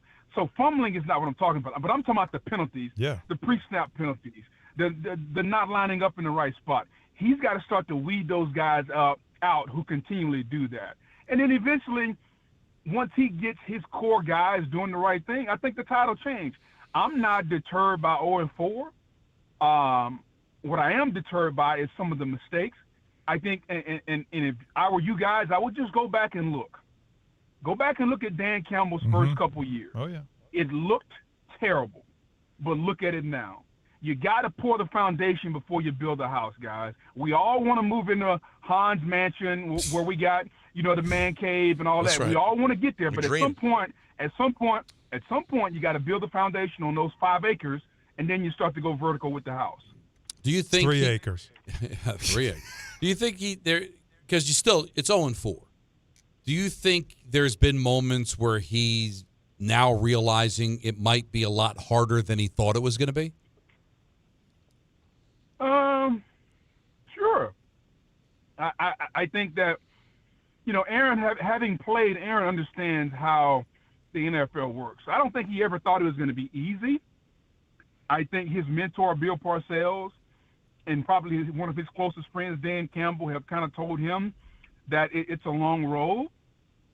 Do I think he expected to have a win in the first 4? Sure, I'll give you that. Like, nobody says we're going to go 0-4. But in the end, I don't think he's as concerned with the record right now as he is with the process, if that makes sense. Like Nick Saban says it best.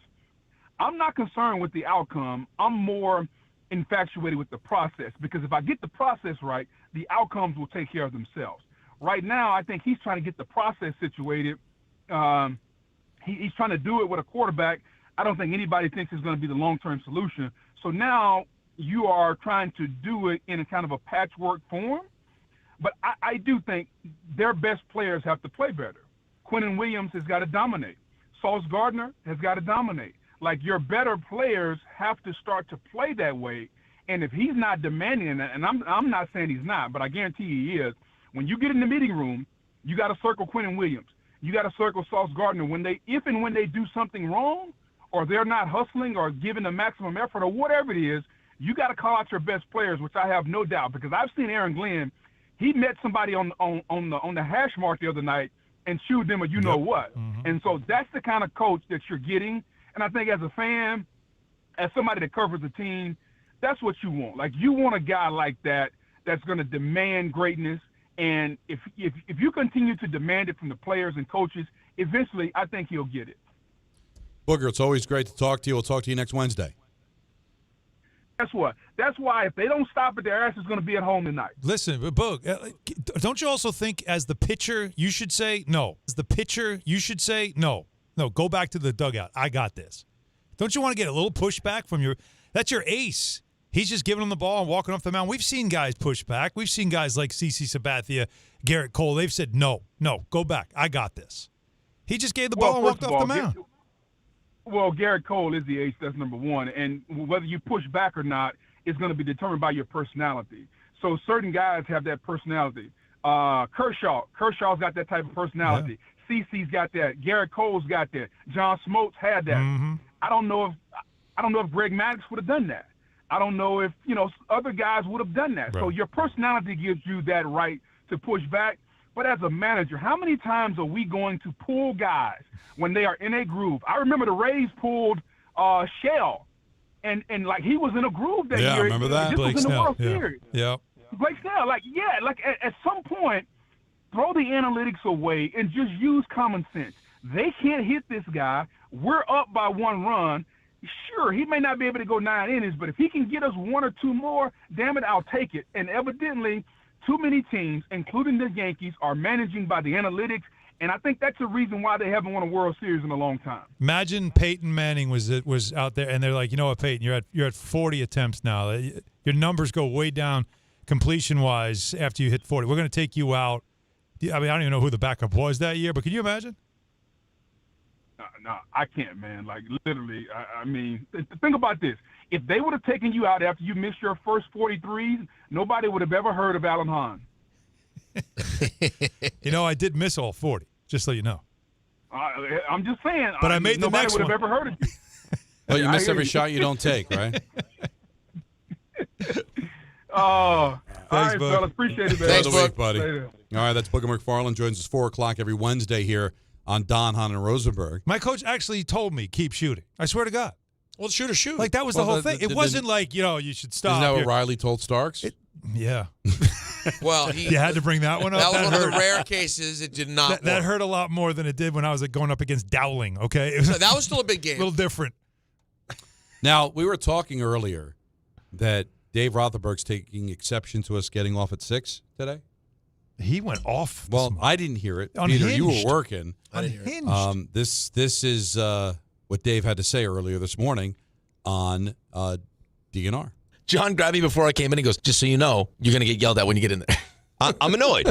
I sit here and I give everything I have to this show and this station. They didn't think Monday you gave everything you had. I give. It's all I do is give every ounce of everything I have, and this is the way I'm treated. This is what happens. I mean, Peter's traveling the world. This is what happens. Don goes driving to Jersey. Their show today's 3 hours. Wake up in the middle of the night and just we'll until you're a powder, till you have nothing left. Do you know what it's like to wake up every morning at 4 o'clock? Yes. As a matter of fact, yes. I think we all do. All right, there's days that you look like you might have died. I mean, because I'm the one person. This is why we don't tell you when you stink. He's passed over here. Right, but this is why we don't tell you when you stink. Now you're taking shots. There's shrapnel everywhere. I hate all of you. The afternoon show is taking shots. Everyone. We love you. We love you. No. Just need you to be better. You know what? From now on, don't set the bar so high. I'm going to nap during the show. I'm going to listen. At Google, you can say, I'm very tired. I need a nap. We have a wellness room. All right. I'm going to start using the wellness room. I'm going, listen, RJ, 8 o'clock. I'm so tired. This is your fault. I'm going to check into the wellness room. No, this is your fault. It's not my fault. You did this to yourself. What did I do? You set the bar too high. Like before the season when we take the concussion test, we'd set it real low. These guys might be dumb. Baseline? So if I'm always bland and boring, you're right. The problem is I'm too great. You're too good. That's the problem. I'm too great. And then I give you one day where, and you want to know the truth is? As excited as, so think about this. I get the Jackson Dart, Giants win. So I'm up here. Now I get that's a great show. I'm driving all over Jersey. I don't know what that means. It might be about you going to Devils games now, I guess. This all stems from the fact that John Winthrop, our pinhead suit, told Dave he wasn't at his best Monday for the Couchcast. Damn! Which, I agree. That's a little harsh. Oh yeah. I thought Dave was great. I thought Dave was great as well. But what was the problem? If I had an issue... I think he meant the show, possibly. Monday's show. I think he was talking about Monday. Because remember, the Mets season was over. And I think they were expecting Dave to just detonate. Well, he's not a puppet. He's gonna do what he does. Well, he might, like Don. He's probably used to it and doesn't care as much. So I don't know what exactly it came from. I don't know what me driving around Jersey and that was funny. We're getting off at 6 o'clock. I don't know what to tell him there. Just jealousy. But I will say, if I was to be critical of Dave, is that I never saw anybody that was just I have to watch the Broncos and Bengals. Like we had to situate him. If you watch the Couchcast, you'll see at one point I changed seats. Because the seat I was in, I was able to look into our studio and see the other Monday night game. Yeah, I want to keep an eye on it. But to the point where, dude, we're watching the Jet game, commenting on the Jet game. Why are you so concerned with Broncos-Bengals? Honestly, I love football, too. It wasn't that sexy a matchup. It wasn't involving one of your teams. Like, if the Giants are playing, I get it. Don, Joe Burrow's not playing. Joe Burrow's not playing. It's not a particularly exciting game. What was the final score, 21-3? Yeah, it was never particularly good. I get it.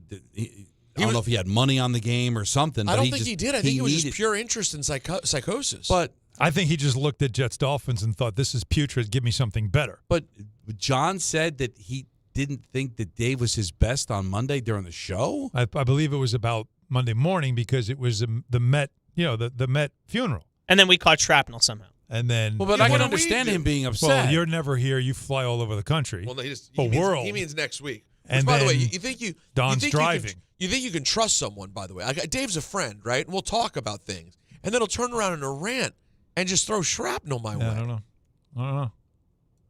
Yeah. The wellness room is great, though, but you can't get in it because, Coach Dable's always in there. In the wellness room? And taking naps. Is Coach Dable in there? I mean. The wellness room's a bit small, by the way. Think so? What is that for? So like you've gone breastfeeding? in? Like, what is it for? Peter, have you? Well, no, I have not yet breastfed I'm being there. honest. No. Like, I don't.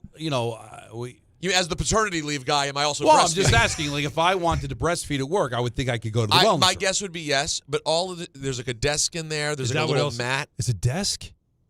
I know guys that have worked long shifts have napped in there. Yeah. Is there like a bed? But is that No. like something like No. Very I narrow. just need? It's like a need jail room. cell, honestly. What is Like- it for? It's for resting, but it's just a small room. But like after one of my rants, if I just need a mental time, I would go in the wellness. and the break is not long enough. Yeah. This is a serious question. I'm not being performative. Yes. Is that the That's wellness? what it'd be. that could Yes. It would be for someone who just needs to get 10 minutes. I got to be honest. That would be unbelievably funny. Now, if he great. just like starts like Well, you know what it would have dousing been. himself You in know what would water. have been useful for me is when the vape ape days started. Oh, you would have been living in there. You would have done a remote from there. When things went real bad. A lot of people may not know this story. When I was kicked out of my house, first place I went was the radio station because it was 6 blocks away. Mm-hmm. It was like 11 a.m. I walk in and Ryan Hurley sees me. He's like, "Why are you here at 10 a.m.?" And I end up falling on the ground a heap. If we'd had a wellness room, I could have practically moved in. Mm-hmm. There was a moment. Could have lived in the wellness room. I don't think I'm telling tales out of school. He was a puddle. Yeah. And so he'd vape. And Michael called him the vape ape because Alan Michael knows that. But Michael has no feelings. Like, get over it. Was the way Michael is. Like, grow up, which is not nice at all. Because Michael, if Jody ever left, he would lock the door, and that would be the end of it. He'd move on. Peter's not the move on type, so he was upset. And he was not vaping. the same day. No, I needed about a year. But okay. Michael Justin Craig was in charge at the time. So he comes in, and like I said, he's a puddle. He's an emotional mess, and he's vaping. So I thought maybe there was an outside chance that management might actually show some sympathy towards Peter. No, it was reprimanding him for smoking in the studio because the vape would affect the equipment. By the way, not true. I mean, you should do it. It's poor form, but I mean, let's all calm down. Right, but are you okay, Peter? No, that wasn't it. Michael, It's not true, actually. Have you ever seen a car detail for somebody that vapes? The roof of the car, it's... Really? Yeah, oh, yeah. From vaping? Yeah. I actually You don't sure know not anybody. smoking? Residue. No, residue. He's the only person that I've ever known that vaped. Really? I tried it when I stopped cigars in 2013. That was early vape days. I saw something. God knows what was going on then. With you can have a cigar, and I was like, "This is just not doing it." No. I tried. Vaping was so. I started taking in so much nicotine with the Juul when that was the hottest vaping item that the only way, I know you're both going to laugh, but I'm dead serious. The only way I could get off the Juul was by going to cigarettes. I had to smoke to get off the vape. What a vicious cycle. Because the vape, doesn't sound healthy. Well, because you start taking in so much more nicotine. Because you just, I would get home at night to my quote-unquote apartment that I was living in, and I'd have nothing to do. I would just be excited to strap in a new Juul pod and go to town. When I was 7, I was riding shotgun and smoking cigarettes. And as a result, by the time I was done vaping, you're fiending for more. It is a bad place. Vicious. And now with the Zins, you know the people in the Zins. You know what the Zins are? I don't know what it is. Zin is the new gum adjacent thing that now you're going to notice next time you go to any sort of convenience store, gas station. There's 50 different tins of it. So it's nicotine gum? It's not gum. You just put it. It's like dip. That's not as nasty as dip. Oh, you just sat in the corner and vaped. And thank you, like a gentleman, and sometimes cried. What's that? What a time. It was an interesting time. Oh no, it was an interesting time. And I really appreciate Peter wearing his heart on his sleeve like that. You know what I appreciate? I appreciate everybody who was a part of the community there, except Michael K. A horrible friend to have. RJ and Andrew, poor RJ and Andrew, they were like therapists. I mean, every day just coaching me through. We're going to get through today, and we'll get to tomorrow. Don, how you doing, buddy? You good? All right. Hey, checking in. How's the back of your belly? Michael, just looking at me with a glare. I don't know. If I were you, this is Michael K. This is real, honest God's truth, Michael K. I'm staying in some crappy apartment. It's a dump. I'm scared. I hate it. If I were you, I'd get a room at the Plaza. I'm like, Michael, I can't go get a room at the Plaza. It's not the appropriate thing to do given the circumstance. He did not understand my plight at all. No, it wasn't a lack of sympathy. It was a complete lack of understanding what the issue was. Yeah, sympathy would be giving him too much credit. Yeah, I don't understand. And it's the idea that if someone says, I don't want to be with you, a lot of us, our reaction is, no, why? But please, wah, I want to fix it. Okay. Michael's is, you don't want to be with me? Well, I don't want to be with you. And which, by the way, in some ways I do respect it. I just couldn't relate to it at all. I get it. You see what I'm saying? I see what you're saying. It was dark times. I can imagine. I barely saw you at that time. I wonder when I saw you. I don't recall any of this. Oh, you saw a puddle and you just didn't know. You said, someone should mop this up. All right. Well, somebody clean that up. Our list is up next. What is the list? Boy. You don't know, but you're going to find out on Hahn Rosenberg on ESPN New York.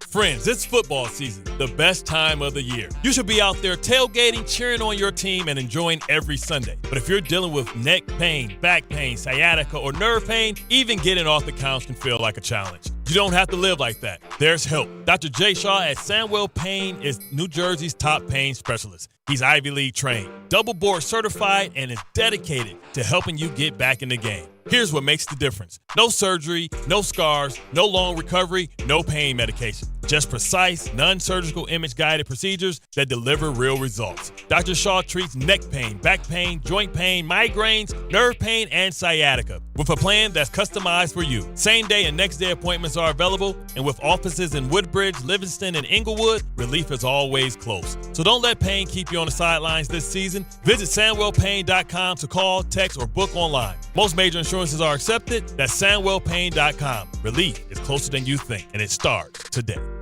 You make sure his toys don't have any sharp edges. You taught her what to do when the smoke alarm goes off and to wear a helmet when she rides her bicycle. You do so much to keep your child safe. But are you using the right car seat for your child?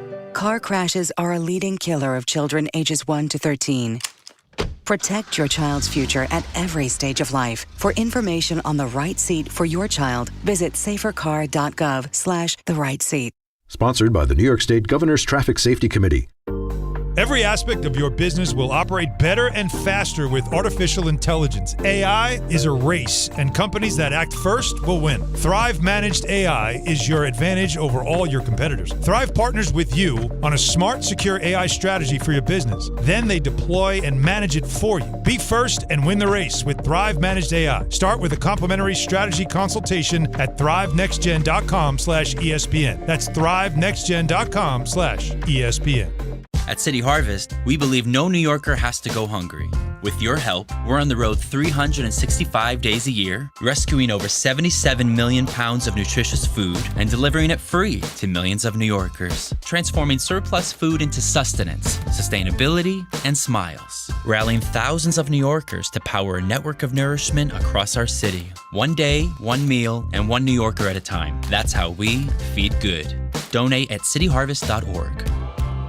Individuals and businesses with tax problems, listen carefully. Do you feel like you're losing control of your finances? If you owe over $10,000 in back taxes or have unfiled tax returns, we can help you take back control. The IRS is the largest and most aggressive collection agency in the world, and they can seize your bank accounts, garnish your paycheck, close your business, and file criminal charges. Take control of your tax problem now by calling the experts at U.S. Tax Shield and take advantage of the Fresh Start program and new laws that may allow us to negotiate a settlement for the lowest amount possible. Our team of tax attorneys and enrolled agents can stop collections and get you protected so you can take control of your financial future. U.S. Tax Shield offers a price protection guaranteed quote to get you protected today. U.S. Tax Shield is A+ rated with the Better Business Bureau, so call now. 800-687-5192. That's 800-687-5192. U.S. Tax Shield. 800-687-5192. Now let's take a look at the traffic with Brandy Scott. Thanks so much, guys. Game 2 of the Wild Card Series. Yanks taking on the Red Sox again in the Bronx. First pitch just a little under 2 hours away. Worst ride to the stadium, cross Bronx westbound. It's a crash by the Deegan in the right lane. It involves a tractor-trailer and a couple of SUVs. Traffic is backed up to the Bruckner. Using the inbound George, just about a 5 to 10 minute ride for the upper deck. Outbound Lincoln, your best bet, about 20 to 30. Outbound Hull, now close to an hour. Can't catch a break over in Nassau County. New collision on the northern state. It's on the westbound side right before the Grand Central. Packed there trying to make your way into Queens from Shelter Rock Road. This report is sponsored by the Positive Coaching Alliance. Questions about youth or high school sports? Well, the PCA can help. It's a national nonprofit developing better athletes and better people through youth and high school sports. More info at positivecoach.org. I'm Brandy Scott on 880 ESPN New York. Do you have trouble getting in and out of the bathtub? Are you afraid you'll slip and fall entering or exiting a tub? Safe Step walk-in tubs can transform your bathtub from an area of concern to a calming refuge. Call them today at 1-800-731-4558 and save $1,600. Safe Step walk-in tubs and showers are proudly made in Tennessee and offer an ultra-low step-in, avoiding that difficult climb over a traditional bathtub wall. They also offer a variety of therapeutic benefits that may help soothe your aching muscles and joints, increasing your mobility, boosting your energy, and improving your sleep. Safe Step walk-in tubs are designed to easily fit your existing tub space and are often installed in as little as 1 day. Just dial 1-800-731-4558 today to save $1,600 and receive a free shower package. That's 1-800-731-4558 for a free no-obligation consultation and to save $1,600. Safe Step walk-in tubs. Safety never felt so good. You just made the list, buddy. This is The List with Don, Hahn, and Rosenberg. So I'm perusing social media today, and congratulations, Chris Berman celebrating his 46th anniversary since the first time he appeared on ESPN. So on October 1st, 1979, he made his first appearance on ESPN television. My entire life. Your entire life he has been on ESPN. Of course, I guess semi-retired now, although he still does NFL Prime with Booger. But so that got me thinking. Prime time. He did some Sports Center. He's not known for Sports Center. So I thought, how about the top 5 ESPN Sports Center anchors? Oh, we get to guess, right? It's quite the list. I would like you to guess, Peter, because you were not in on this conversation earlier. All right, so let's get one out of the way, no question. Let's get Stuart Scott out here and have a conversation. Show me Stuart. Stuart Scott, I have as number 2. Number 2. Yeah, he was terrific, and you know my Stuart Scott story. I don't like to retell stories. Peter gets really upset. No, this one's even worth though we've got different audiences. This one's worth retelling. I don't know if Alan's ever heard. Have you heard my Stuart Scott story? Maybe. Like the first week working at ESPN. Okay.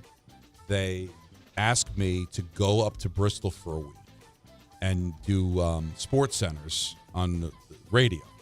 Oh, okay. So I go up, not TV, and I went up there. Mm-hmm. And this was I didn't do it from New York. I drove up to Bristol and did it. And Stuart Scott was filling in for Dan Patrick, and he'd introduce me. And now it's time for a Sports Center and he messed my name up every single time. Get it wrong. Give me some examples. It was Dan LaGreca, Don Greca. It just messed it up every single time. So the producer, I forget who it was at the time, because Stuart it's so weird. I'm in New York. Stuart's in Bristol usually, but he was doing his show from the old ESPN zone in Times Square. Oh, wow. Yeah. And I was up in Bristol. Mm-hmm. Mm-hmm. So we weren't in the same room, and the producer talks down the line and says, Don LaGreca is doing his last update of this show. Can you at least get his name right one time? The last time. His name is Don LaGreca. He's been here all day. Can you at least one time get it right? Okay. So then he's like, all right, he's done a great job today. For the final time on my show, the final Sports Center of the show, let me introduce to you Dan LaBrocca. I still don't know to this day whether did that on purpose. He did it on purpose. He still couldn't get my name. Absolutely did it on purpose. My other Stuart Scott is had to be on purpose, right? Super Bowl New Orleans. The ESPN party was right down in the quarter, and they gave us like ESPN beads to throw. And so all these women are down to get the beads, and we're throwing the beads. Nice. And all of a sudden, Stuart Scott comes out. Booyah! Booyah! The next thing I know, there's not a woman in sight. It's 1,000 men all wanting beads. And I'm like, Stuart, I love you, but you ruined it. Can you take your act someplace else? By the way, and was it because Stuart was so popular among men? Yes. So the men started flocking. And the women were like, it's because never mind. It was. I never processed it that That's way. Good. I always thought it was just bad luck. I didn't realize it's because the dudes were so excited to see. They were excited to see him. And the women decided, I'll go get beat someplace else. Yeah. Now that's a testament, though, to his sort of. He really made. We're living in an era right now where there aren't necessarily always stars on SportsCenter. Sometimes there's an L. Duncan on SportsCenter, but sometimes SportsCenter is just up and coming people kind of finding their way as anchors. Stuart Scott's prime era of you are a superstar as the SportsCenter anchor. Yes. All right, so staying with that, obviously our friend Scott Van Pelt will be on this list. I do not have him in the top Dan five. Patrick, Scott. And I'm going to tell you why. I'm going to tell you why. He is a superstar. He's probably the 5th highest paid guy at the company and deserves every penny, right? Yeah, maybe higher. It just, unfortunately, he's the SportsCenter man, but SportsCenter's not what it was. Like, these are people that when SportsCenter was at the its thing. most. So it's more timing than anything else. He's an honorable mention for sure.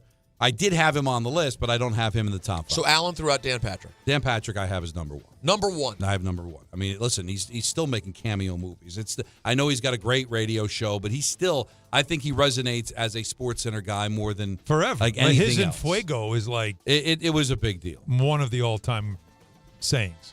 What about Sir Rich Eisen? Ooh. Rich Eisen I have as number 3. Okay. Because it was him and Stuart Scott. So if you got Stuart Scott, Rich Eisen brought the best out of Stuart, and Eisen was able to parlay his SportsCenter into the amazing career that he's had. Mm-hmm. So I can't not have Rich Eisen on there or Stuart Scott on there without Rich Eisen. Fair so enough. I got Stuart at 2, Eisen at 3, Patrick at 1. Well, I wonder if you have guts. Wonder if you have guts in there. He's sometimes controversial these days. Mr. Keith Olbermann. I have Keith Olbermann at number 4. Yeah. Right. Say what you want for the same reason. Yeah, he was very Dan good. Patrick, Keith Olbermann. Yeah, they were a team. They were and really to me, good. that was the best of SportsCenter. Think When I about think of it. SportsCenter, I think of those two. And you know anchoring what? SportsCenter. Like we have the Tonight Show, we have all the different late night, but those two were sort of like the sports version. Not that they interviewed people and stuff, but it was just at late at night. That was, Watch out, Tom. was an interesting. Don't scene. hurt yourself, buddy.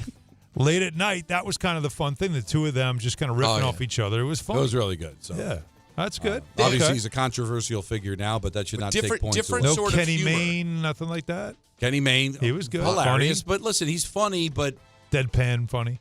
he didn't make the list. Oh, didn't make the list. Didn't make the list. Did what's his face? Tall, face?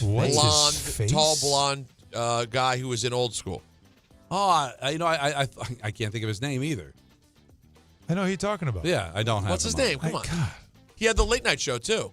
Somehow, also had a late night Yeah, show. but him and Craig Old Kilborn. School. Yeah. Kilborn. Yes. No, so he didn't. He was pretty good. It wasn't a long time. No. Probably too short. So the 4 you have are the 4 biggest names these of are all time. 1 through 4. I don't think you can. No, so 5 is going to be the one that you could debate a little bit. Because you got Charlie Steiner was great. Oh, Charlie wow! There's a Steiner. lot of Steiner's really. fantastic. There's a lot of Him, what he couldn't get through there was a certain call or a replay, and he just was crying, laughing the whole time. Remember that one? Great. There's a lot of great. Bob Lee, Yeah. legend. Yep. But I'm going to stand by number 5. You want a hint? Yeah. The only SportsCenter anchor ever to play in the Sasso softball. Greeny? No. Only played Yeah. in. Yeah. I didn't know Marty Lyons did sports. No, Marty Lyons and Greg Buttle did not do SportsCenter. Brian O'Halloran has not done SportsCenter. Marty Lyons. My brother has not done SportsCenter. I have not done SportsCenter. Okay, the only one who played it. I guess you weren't there that year. It's a few years ago. Not that long ago, but a few years ago. And is this person ever on our show? Or I will tell you, this person in the book, remember those guys have all the fun? Yeah. The book? Picture on the cover. he's on the cover. What of there's a few people on the cover. This person is on the cover. So Alan, we're missing a big one. This is going to be a big. I think it is. Mm-hmm. Give me one more hint. Well, you've gone there. I haven't. I have not been gender specific while giving my hints. Oh, so it's a woman. It's Robin Roberts? I went with Linda Cohn. Linda Cohn. Hockey. Well, hockey, But she Sasso, also but long run. Listen, she was doing it forever, and also doing it before. There were a lot of women doing it. Now, Robin Roberts deserves her flowers. She didn't do it as long, and she obviously parlayed that into, well, she's doing with Good Morning America and all that stuff. She became a megastar. She became an absolute megastar. Mm-hmm. But, Linda's been with this company forever, has done a bunch of things, but I know her for doing SportsCenter. And in a guy's world, she was doing like 30 years ago. Yes. So I've decided I love this list. to put Linda at number 5. You've done. That's a good list. Now, I just checked. Bleacher Report a while back did a 25 list, right? Linda Cohn, number 5. Wow. Really? I didn't even. And so what was their top 5? Top 5, Linda Cohn. 4, Kenny Mayne. 3, Rich Eisen. 2, John Anderson. And then 1, Dan Patrick. You know what? I do like Anderson and Butchergrass. Dry, funny. Yeah, both very good. Butchergrass is good. And then Levy was good, too. Levy was good, Butch too. and Levy's Levy were on really there. good. Yep. Listen, Berman's at 13 on this list. Who is? Berman. Chris Berman. They're tremendous, talented people that did SportsCenter back in the day. And like SVP is amazing. There was a time when SportsCenter was a bigger thing, and I wanted to stay in that. You have to honor and listen, that. Chris Berman did SportsCenter, but he's not known for SportsCenter. No, and SVP is actually beyond SportsCenter. He's more known for being SVP than anything else. So Linda Cohn, number 5. Number 4, Keith Oberman. Number 3, Rich Eisen. Number 2, Stuart Tremendous Scott. work. And number 1, Dan Patrick. So let's have at it. 1-800-919-3776. And we got to get back to the Yankees as we get prepared for Yankee baseball coming up at 6 o'clock right here on ESPN New York. Oh, hey, everyone. FanDuel is getting you ready for kickoff with an offer you won't want to miss. New customers can bet just $5 and get $300 in bonus bets if you win. Pick a bet $5, and if it wins, you'll unlock $300 in bonus bets to use all across the app. You can build parlays, you can bet player props, ride the live lines, whatever your style, FanDuel has you covered. Visit FanDuel.com/Peter to download the FanDuel app today and get started. 21 and over in physically present New York. First online real money wager only. $5 first deposit required. Bonus issued is non-withdrawable bonus bets that expire 7 days after receipt. Restrictions apply. See terms at sportsbook.fanduel.com for help with the gambling problem. Call 877-HOPE-NY or text HOPE-NY 467-369. D'Agostino, Law, Bite Back. I'm injury attorney John Ryan D'Agostino, nicknamed The Closer, continuing D'Agostino and Associates' legacy of helping the injured for over 35 years. My father, John D'Agostino, built this injury firm to help accident victims. This is John D'Agostino, and this is a family firm. For us, it's about doing what's right and making sure somebody pays for your pain. Call us first at 1-800-BITE-BACK. That's 1-800-BITE-BACK. They call me The Closer because big or small, in court or out, I'm fighting to get the job done, to win, to get you every dollar you deserve. D'Agostino and Associates has offices throughout New York and New Jersey and will come to you. I've been there and I'll be there for you. Call us first at 1-800-BITE-BACK. 1-800-BITE-BACK. That's 1-800-248-3222.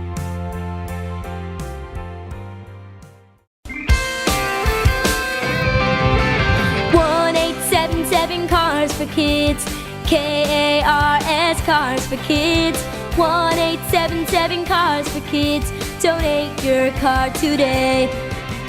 1-877 Cars for Kids, K-A-R-S, Cars for Kids, 1-877 Cars for Kids, donate your car today. Ready to get rid of that old car? Donate it to Cars for Kids. Call 1-877-CARS-FOR-KIDS to reach a friendly live agent. Donation is super easy, and your car can be picked up as soon as tomorrow. Call us now, 877-CARS-FOR-KIDS. That's Cars with a K to donate your car today. 1-877 Cars for Kids, K-A-R-S, Cars for Kids, 1-877 Cars for Kids, donate your... Did you know you can donate real estate too? Go to carsforkids.org. That's carsforkids.org. Right now, police are stepping up patrols to make sure drivers and pedestrians obey our crosswalk laws. Why? Because every year in New York, people are injured or killed just crossing the street. So remember, pedestrians, obey traffic signals and use crosswalks. And drivers, yield to pedestrians in crosswalks. If you don't, we will educate you on the law. And you may get a ticket, because tickets get attention, and that saves lives. A message from the Governor's Traffic Safety Committee. At Uline, they know going the extra mile takes hard work. For companies pushing to go further, Uline will go the distance with you. 24/7, they answer the phone to get you the shipping and industrial supplies you need. Business can move fast. Unexpected large orders, adverse weather, new safety guidelines, and changing economic trends. Uline works hard keeping 41,000 items ready to ship, minimizing detours on your way to the extra mile. Visit uline.com. Every 40 seconds, a child is reported missing. That's 2,000 children every single day. It's a heart-wrenching reality that we can no longer ignore. Find the Children is a non-profit organization dedicated to helping find missing kids. You can be a part of their mission by donating your unwanted vehicle, running or not. Call 1-800-294-0222. We guarantee that you will receive the maximum tax deduction. We provide fast, free pickup with 24-hour response. Call 1-800-294-0222. Find the Children provides crucial resources to help find missing children and educational materials to teach kids how to recognize and avoid predators. Our recovery programs have a proven track record of reuniting kids with their families. It's time to act. Donate your unwanted or unused car. Help us build a world where every child is safe. Pick up the phone and call 1-800-294-0222. Together, we can bring these kids home safely. This advertisement was paid for in partnership with Cars R Us and Find the Children. In the city that never sleeps and never stops talking sports, ESPN New York is always on. Now you can live and breathe everything New York sports wherever you are. On your radio dial, on the ESPN New York app, and streaming live on YouTube. However you watch or listen, ESPN New York is always on for you. Hear us, stream us, watch us. This is ESPN New York.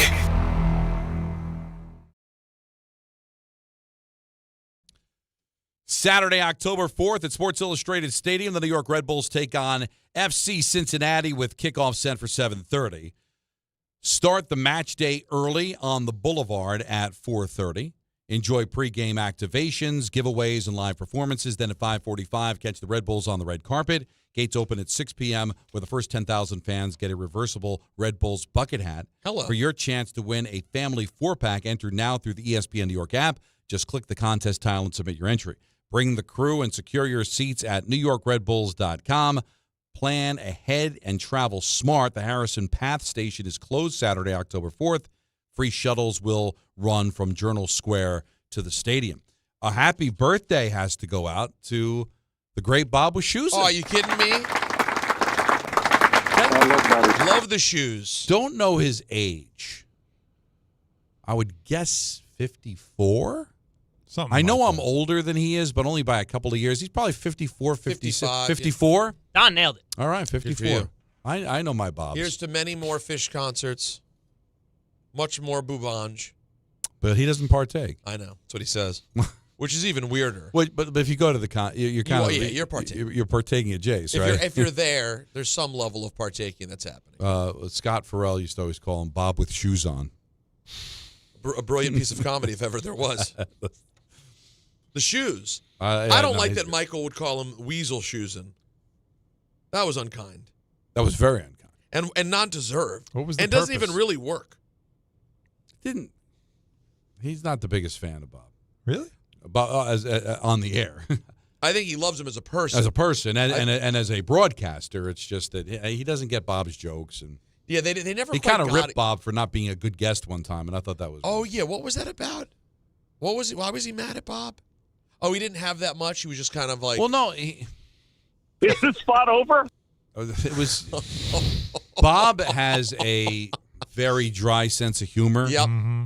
And I don't think Michael was on board with it.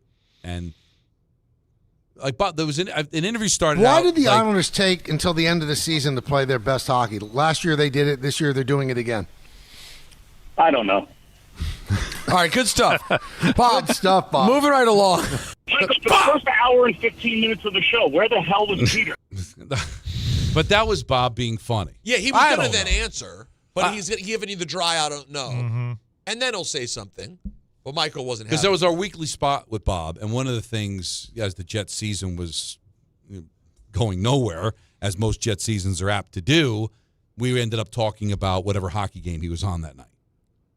Was this before or after sales told us that they couldn't sell a Victor Cruz spot? Well, I Does don't Grandpa know. have a team? I'm still proud of my diploma, Bob. Yeah, you just roll with it. It's That's Bob. how it's Bob Bob. is a very. What also happened was he would hear us because he's a great friend and would listen to the show. Probably listening right now. And Michael would say, Bob doesn't let us get a word in edgewise. And the next interview after that, the first question Michael asked, Bob said, I don't know, and that was that. Yeah, There you go. So Bob, he's he's playing. playing. So he's being petty. Yeah, he's Yep. playing. As Michael would like to say, he's playing three-dimensional chess with Michael. and- I'm very fond of the man, Bob Wischusen. No, he's a tremendous Big fan. He went full Wischusen. Yeah, I'm a big fan. But we have joked. Can't be kidding on the square about. He can be a bit wordy. Oh yeah, he's a bit wordy. But you know what? Who's not? I got to be honest. I work with you both. But then we're all he wordy. picked the okay? right business to be exactly. in, right? Now, real quick, what if we did a bracket at some point? I'm liking this. Favorite people in our orbit here. That could. I'll be very upset personal. No, a lot of very people. upsetting and be very hard. But we work with some wonderful people, and Bob is a lovely man. But what are the parameters of this? Just like him. Just like Doesn't matter who. Just like, yeah. Oh yeah. No, they have to be. We all have to know this person. I We guess? all have to in know our them. inner Equally know them. circle. They have to be station adjacent, meaning Greeny could make the list. Yeah. Wischusen could make the list. Marty Lyons. Yeah, sure. Buttle, Carlin, obviously other people we Steve work with Young. at the station. Like different no, Steve might be going too far. You think so? I don't know. Yeah, Steve Young. Yeah, Steve's not station adjacent. He was a guest. Mike Breen. Yeah, of course. But Breen's never done anything with the station. Okay. I mean, like they've been on our air in some way. Oh, I see. You see what I'm saying? Yeah. They either used to have a show, Well, they were a regular, they're a part-timer. Mike has been a guest. But again, like Steve Young. That's not. Does it So count? not guest, but like somebody that. All right. But I think Wischusen will go on a deep run. I'm a big fan. You have to know the man. Anthony, you very fond of the man? Who, Bob? Yeah. Oh, yeah, I love Bob. Yeah, I'm a big fan of Bob. But Marty's a salt-of-the-earth kind of guy, Yeah, too. that's why it's. Except for when you almost killed him at your softball game. I didn't. He almost killed himself. It All was- right. it I was mean, he tripped horrifying. over home plate and face planted. No, I thought it was the end of Marty. Somebody always gets hurt, but it was bad. It was murder. I thought it was bleeding. Murder Lions. It was almost the end. But honestly, I experienced why. That's treacherous. That Why is rounding third going home, Why is treacherous. that? Oh, he hurt his knee. Well, You did too? I rounded third to score the winning run, and I was trying to get there as fast as I could, which, again, I'm like going backwards at this age. And I just took that just wrong all it takes these days. Listen, no matter and what it's kind just of tweak. That's it. And the minute I touched home, I went right down. No matter what kind of shape you're in, if you're doing better, if you're in great shape, No. you get to a certain age, the one thing you should never do Is just run. a dead sprint. Like No. that's hell. If I make contact in your game, Don, assuming I play next year and I make contact, there will never be a sprint once I make contact. If it's enough for me to make it to first base, it's a jog. It's all it That's is. it. But Can't do think it. about this: if you're being chased by an axe murderer, No, I've thought about that. I would probably stop and say, I have a better chance of just fighting this dude. Yeah, because the run. Because if something's I'm happening. running, I might fall, and now I'm like on my face. You watch a horror movie, the and it's amount of hatching running me they up. have to do, and you're hoping that they just survive sprinting They for normally don't minutes run. on end. The weird thing is they don't run. They just walk. Somehow they keep up. I know. Yeah, they Well, just that's the know. They problem. just know the angles. They're like Gretzky. It's Well, like no, you you know what just it is? anticipate No, where the puck's going to be. You guys are totally wrong. Use the It's the speed. analytics. Fudgy Will is a cake. Mike Myers is getting the analytics, and they know I'm better off just walking at an even pace. They were going to sprint, but then Myers' Right. coach comes out and goes, No. take this paper. You're better off just walking a dead straight line. Trust me, that guy's going to fall. He's going to fall. He's more likely to fall than you are to catch You him. might run past him if you Right, run. or you'll injure yourself, Well, now, and you won't get now to kill him. Now I can't run because of the knee's really bad. But really bad. Before, I could do the full sprint. The problem was stopping. Yes. So when I do the Sasso, I'd pass first base and I'd go right to the fence. Wait, and then come back. So Run, Forrest. Stop, Forrest. Yeah. So I've never gotten to that. So now with the knee injury, I'm just now not sprinting. I didn't get to that phase. There's a phase where you can't stop yourself. Stop. Well, don't you feel with the knee that it's easier to go upstairs than downstairs? Like the momentum of the speed now it's starting to bother you more. Well, you know what I'm finding, and we're at the top of the hour and reset and do an hour straight Yankee preview. Don't you worry. But I had rehab today. I had physical therapy today, two things. One, Don, I ordered compression socks for my 28-hour trip to Australia. Right. So I've been told that's the move, is to wear the is that the brand? I don't know. I'm wearing compression socks on the plane, and I'm going to take my anti-inflammatory. But what's annoying me post-meniscus tear is that whenever I sit for like an hour, the stiffness when I get up is just so bad. That's what they might have used this phrase. Your rehab, my physical rehabilitation. They say motion is lotion. I get that where you want to keep it moving, and because when I get out of bed, that's when I can't move. Isn't it talking stiffness and lotion now? This is what we went. That's what popped into your head while Peter and I are having a conversation. I'm wrong? It seems more it's on you. It's on you. The first thing Listen, you get in these moods, and you know what? He starts hearing his couple of friends talking about Sounds like motion. somebody's locking the door when they get home. We're going to talk about the Yankees coming up for sure. Take you up with the Yankee baseball. 1-800-919-3776. Don, Hahn Rosenberg on ESPN New York. Every 40 seconds, a child is reported missing. That's 2,000 children every single day. It's a heart-wrenching reality that we can no longer ignore. Find the Children is a non-profit organization dedicated to helping find missing kids. You can be a part of their mission by donating your unwanted vehicle, running or not. Call 1-800-294-0222. We guarantee that you will receive the maximum tax deduction. We provide fast, free pickup with 24-hour response. Call 1-800-294-0222. Find the Children provides crucial resources to help find missing children and educational materials to teach kids how to recognize and avoid predators. Our recovery programs have a proven track record of reuniting kids with their families. It's time to act. Donate your unwanted or unused car. Help us build a world where every child is safe. Pick up the phone and call 1-800-294-0222. Together, we can bring these kids home safely. This advertisement was paid for in partnership with Cars R Us and Find the Children.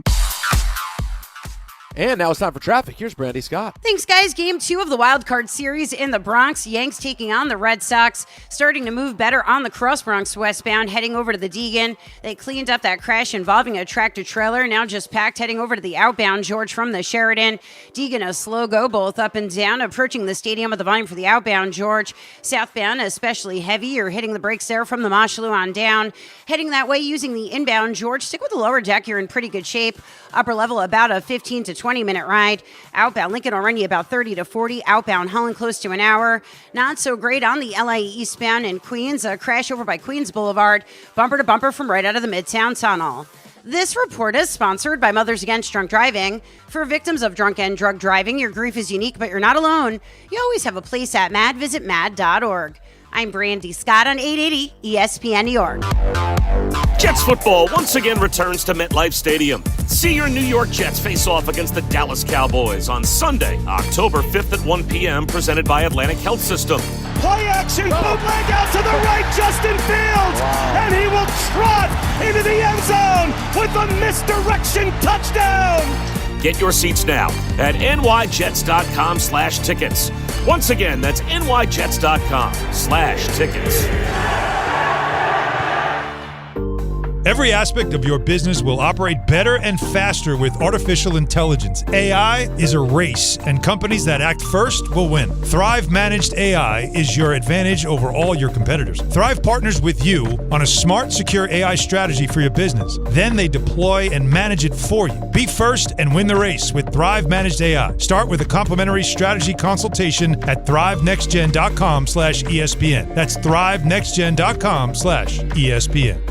If you have ever thought about remodeling your bathroom but were worried it would take too long or cost too much, then stop worrying. Right now, Jacuzzi Bath Remodel has designed a collection of high-quality custom products and perfected the one-day remodeling experience so you can enjoy your new bathroom faster than ever before. It's a worry-free bath remodel from the most trusted brand name in the business, Jacuzzi. A jacuzzi bath system fits in your existing tub space. It's a no-mess installation with an amazing style selection, factory-certified installers, and a limited lifetime warranty. Call 800-717-4599. That's 800-717-4599 right now and get 50% off installations with no interest and no payments for 12 months. Replace that old bathtub today with a walk-in shower for a safer bathing experience. If you have lived in your home for over 15 years, it's time to remodel your bathroom. For a virtual or in-home appointment, call 800-717-4599. That's 800-717-4599. 800-717-4599. 880 ESPN. WHSQ and WCBS FM HD2, New York. A Good Karma Brands radio station. Game Time is brought to you by Tullamore Dew Irish Whiskey, because when it's game time, guys. It's Tully time. It's Tully time. I swear to God, I think they replaced that with actually Fred Flintstone screaming. Yeah, it never sounded like Fred Flintstone before. Now it's almost identical. That really Did you does guys sound mess like with Wilma. that drop? It's AI. You AI'd that drop, didn't you? Yeah, it's Fred Flintstone saying it's Tully time, isn't it? Well, it's two different drops. I just, I like to alternate between the two. Keep Yeah, you on your That feet. was a good one. Something's going on. But, we digress. Yankees will try to avoid elimination in Game 2 of their series with the Red Sox coming up in an hour, 6 o'clock on 880 right after us. Earlier today, Cleveland stays alive. They even their series had won with the Tigers, a 6-1 victory. And the Padres are up 3-0 on the Cubs in Chicago in the top of the sixth. The Padres looking for more. They get runners at first and second with one out. So they've got a chance to even that series up. And that game can be heard on 1050. But tonight, here on 880, you'll be able to hear the Yankees and the Red Sox. Tullamore Dew, the original triple distilled, triple blended, and triple cast matured Irish whiskey. Be sure to grab a Tullamore Dew or try the new Tullamore Dew Honey during today's action. Glasses up to enjoying Tullamore Dew responsibly. We'll continue with your phone calls on how it went last night. As disgusted as you are with the Yankees and you're facing elimination and the pressure that comes with that, I still like the matchup tonight, right? I know Rodon doesn't have a great history, but he's had a phenomenal season. Yep. And you've got the regulars back in the lineup. Jazz is back in the lineup tonight, so you feel good about that this is the team that you want to go to war with. And in case you missed it, Grisham's batting first, Judge, Bellinger, Rice back in the lineup. He'll be at first base. Stanton is going to drop to fifth. Chisholm's back in the lineup with Wells, Volpe, and McMahon back in the lineup as well. So this is kind of what you're used to. Well, you're right. You're facing a righty. Right. You've got your 18-game winner on the mound. You've got an excellent chance here. And there is pressure on the Red Sox. I understand there's pressure on the Yankees because it literally is win or go home, right? So it is a must-win for them. Their season could be over, and that will not look good after you thought you pivoted off of Soto and you end up going out without a win in the postseason. That'd be bad. So there's pressure, no question. But the Red Sox probably feel some pressure, too. They've got an opener tomorrow because Giolito's out. He's not on the postseason roster, or at least the first-round roster because of injury. So they probably feel like if they don't win tonight, they could be in a world of hurt here. So they're going to feel the pressure of winning tonight to win this series. So I don't think the Yankees are dead by any stretch of the imagination. No, not at all. I mean, again, it's they won the game that you would think that's the one you're most confident because of Crochet. Like that's the one you had to get because it was him, right? Yes. Like if there was one you knew, you got to get that one, and it won nothing. Late, you're getting through that game. There was some nerves until they finally were able to break through once they got to the bullpen. But they got the one they had to get. Now it's a matter of can they get one tonight against Rodon, who has had a great season. But last year in the playoffs, we saw he was not money. He wasn't terrible, I guess, but he wasn't money. And you think about it, he got a big win in Game 1 against Cleveland. Actually, he got 2 in that series. But, the Dodgers at that Game 2, that felt like that must win. Yeah. That game, not great. I think, again, to say you feel good, you're facing elimination. But I still think there's an avenue in which they can win this series. Now, because you're facing elimination and the Red Sox are not, you may be forced into making some very interesting decisions tonight because you may reach a point of no return, right? So how you use the bullpen, how long you use certain guys, because you have no choice to win this game, could maybe affect you the next day. Again, there's no day off. There's no travel day. All these games are at Yankee Stadium. They're playing tomorrow. So could you get into a situation where you got to go deep into the bullpen because you can't afford to have Rodon give up another run, and then you've completely killed your bullpen going into tomorrow? There's a scenario in which you could win, but it could come at the expense of tomorrow. But I still like this situation that they're in. I'll flip it. If Rodon is pitching well and feels good, there's no way he's giving the ball up. I agree. He won't let him take the ball. But he's got that personality. Let me ask you this, because I think this is important. One of the things I loved about El Duque, there were some big games Yeah. I remember Oakland where he'll give up 3 runs in the first inning. And you're like, oh, he doesn't have it. And the next thing you look, he's pitching into the 7th inning and didn't allow anything else. Mm-hmm. That's what's great about him. Like, he would fight through it. Facing lifts, like, let's say Rodon's got a bad first inning and he gives up 3 runs. He gets rattled. Not only that, but would they have the confidence to let him continue to pitch, or would they pull the plug right away and then start going to the bullpen because it's trust, because you just don't want it to get too out of hand. Like, let's pull the plug on this because I don't want 3-0 to all of a sudden become 6-0 and we can't win the game. Well, it's trust. Right. That's all it is how much do they trust him versus whatever the hell else they could take out of the bullpen. What's your trust factor there? That's kind of how you have to look at it. What is the level of trust that you have? If it's out of 10, how much do you trust Rodon? Would you say a 7?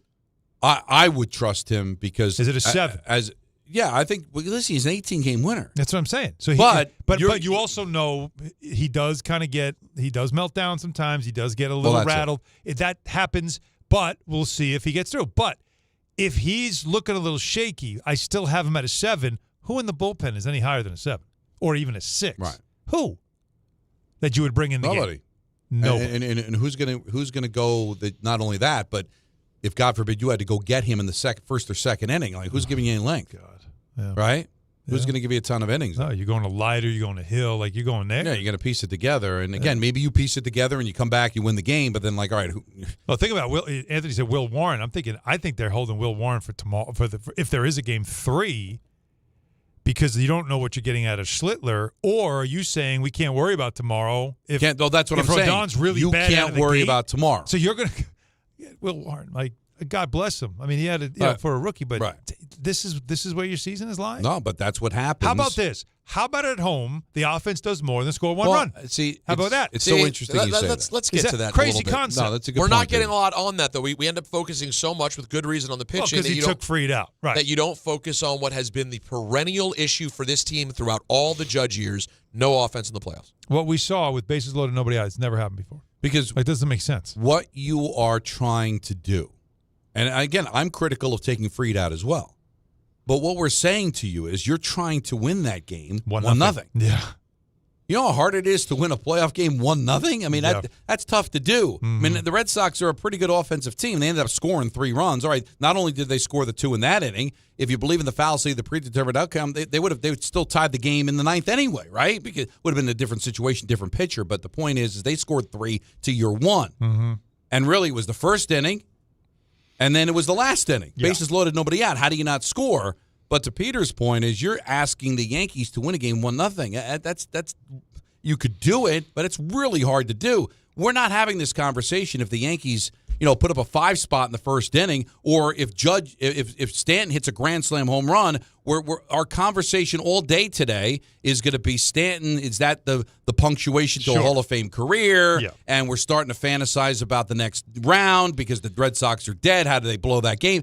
We're not even talking about Fried being taken out. If you've led baseball in home runs and runs scored by the margin that the Yankees have, when it's 1-0 in a playoff game, you can't. Like, that's why I'm not killing Boone.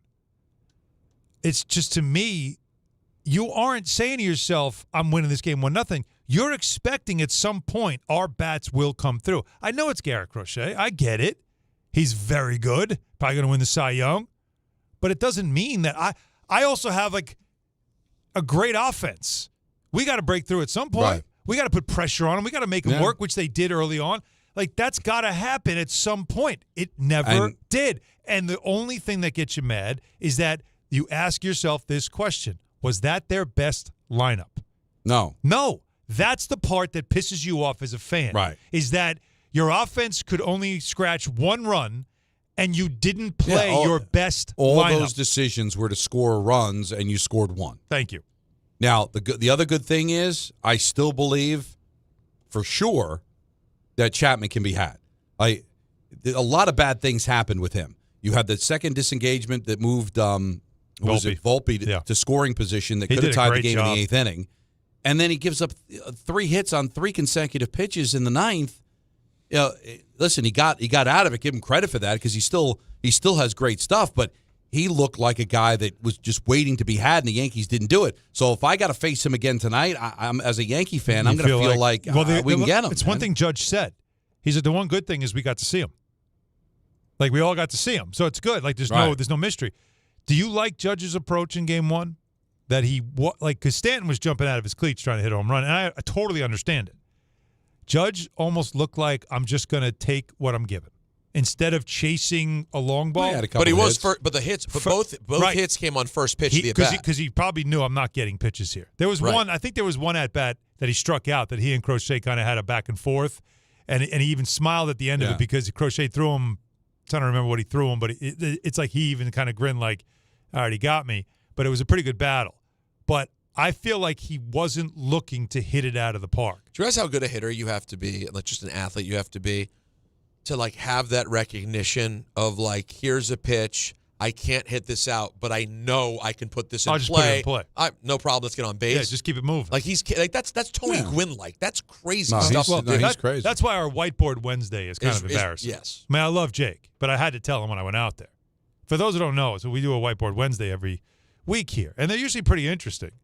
It is on social media, so you can see it at ESPN New York. But it asks a simple question. Who is the greatest right-handed hitter in the 21st century? Right. Now, there should only be one photo, and everybody should have their name under it. You want to throw Pujols up just because. Respect. Respect. But it's like, I could not believe Manny Ramirez. People put their name under his picture. Yes. No, who did? I'm embarrassed for people who did this. Miguel Cabrera's up there. I mean, so you can put the guys up there, but Mike Trout. But to take, there was a time. Can we take a little pressure off of Jake? All right, he put it up there, but there were people that voted for Pujols and Manny, at Jake. And a lot of people, including Chris Carlin, voted for Trout. There you go. Yeah. So no, I'm not mad at Jake. You can be mad. The only way you'd be mad at Jake is if everybody voted for Judge. Like, what are you doing? There's 6 of them. So here's the one we forgot to mention. A-Rod. Well, A-Rod's a reasonable one to have. It's okay to have the conversation, but if people start voting, there's a name Harvey under the name. Is that Sir Harvey? Sir Harvey. Who else is that Sir Harvey? How many Harveys could we have? All right, he's banned from the show. He can never work on the show. No. He put his name under A-Rod. You hate that? I mean, A-Rod's an all-time player, though. Aaron Judge has had seasons in the last 4 years that have never been had. Or the last time they were had, it was the 20th century. It was almost the 19th century. That's how long ago it is since people have done what he's done without PEDs. All right. 50 home run seasons. It can't be that outrageous if it isn't unanimous. I mean, there's quite a few people that voted for other guys. First of all, there's also, the Yankee I'm hate. just saying, you could Clear rip those Yankee people. Hate. I don't doubt that. But Carlin don't kill. Now, the only way you could kill Jake, who put it together, Jake Montgomery, is if everybody voted for Judge. Right. Be like, what are you doing? Who's Mike? Because Mike put his name under Manny. Brownshire? No, it wasn't Brownshire. Brownshire voted for Pujols. Brownshire too smart for that. Of course he did. Because Brownshire's from St. Louis. And Pujols, he's a Hall of Famer. He's a great player. Yeah, but again, he literally is the greatest right-handed hitter of the 21st century. Understood. He might be the greatest right-handed hitter in the history of the sport. But if he just decided, let's say the Yankees win the World Series and says, you know what, I'm good. I'm going to pull a Ken Dryden. I'm just going to retire out of nowhere. Barry Sanders. Then that 10 years from now, he's not going to get as many votes on that list. You're going to give it to the guys that did it longer. Right. Right. Alex becomes a more reasonable. Yeah, Pujols becomes more reasonable. Okay, we're not in 10 years from now. This felt like a trick question. This was like the easy bonus question on a test that everybody should have gotten right. He needs to settle. The Yankee boys, but he's out of control. But somebody just Michael, hold my beer. Overthought I know. it. Settle down. Overthought it. Okay. My God. I don't want to get in Jake's pocket, but Jake did not do anything wrong here. He doesn't have a mansion in Bergen County off of this stuff. This is not Jake. He's just trying to get by. This man. is not Jake. This is you don't know. Carlin. This is Kevin. Listen, Carlin, Alana, Charlie, Harvey, Julia. What are you doing? Yeah, this is unbelievable. Man, call these people out, man. I love it. Yeah. Let's go to Jim in Largemont. You're on ESPN New York. Hey guys, how you doing? Good, man. Love the show. Thank you. Thanks, friend. You three guys have got a great chemistry. Aw. We appreciate that. Hey, Alan, I wanted to. Yeah, thanks. Alan, I want to bring up about what you're talking about, taking the pitcher out that he should have fought and not. and not just surrendered like that. I mean, I agree with that. I would have loved to have seen him. Make a case, right? Like just make a case. It wasn't like it was Matt Harvey going into the 9th inning where you had a closer and, like that was a tough decision, but you wanted to believe in your pitcher, and obviously it backfired on the Mets back then. But this was like you're in the 7th inning. And it's a 1-0. Like I just don't understand. If he said I could have gone as long as they wanted me to go, then why not tell your manager I got this? Yeah, but doesn't the fact that he said that tells me that maybe getting back to the whole culture of the Yankees from the front office down, that it's about analytics. And well, we know the that. analytics say, well, I'm done. Right. Jim, Jim, one question. If that were Garrett Cole, you think Garrett Cole's giving the ball up there? Or is he telling Boone, no? No way. We got to win this game. I was trying to think if I ever saw him. I know you mentioned earlier that he's done that, but I don't know that I've seen Cole do that. Have you seen him stop the manager on his way out? Well, I mean, he doesn't show him up, but he lets him know. They're like a lot of, because I've seen Boone come out and have a conversation with guys and let them talk me out of it. Well, I also remember Cole, wasn't it, with Devers a couple of years ago? Yeah, didn't you want to pitch to him? Yeah, you let him walk. Yeah. I think what I'll say, but with that was these a pitchers, regular season game. What I think about with these pitchers, I think they're all in on it. I think they all know at 100 pitches, you're probably going to be taken out, even if they disagree with it. I think it's so ingrained in these guys in their careers that's just kind of the way that it is. Well, then don't do what you did in the post. If Fried could pitch more, you should have put up a fight. If you really couldn't, and you're just saying it because you want to like make yourself seem like I'd be there for my team if they need me, don't say it like that because you made your manager look bad. If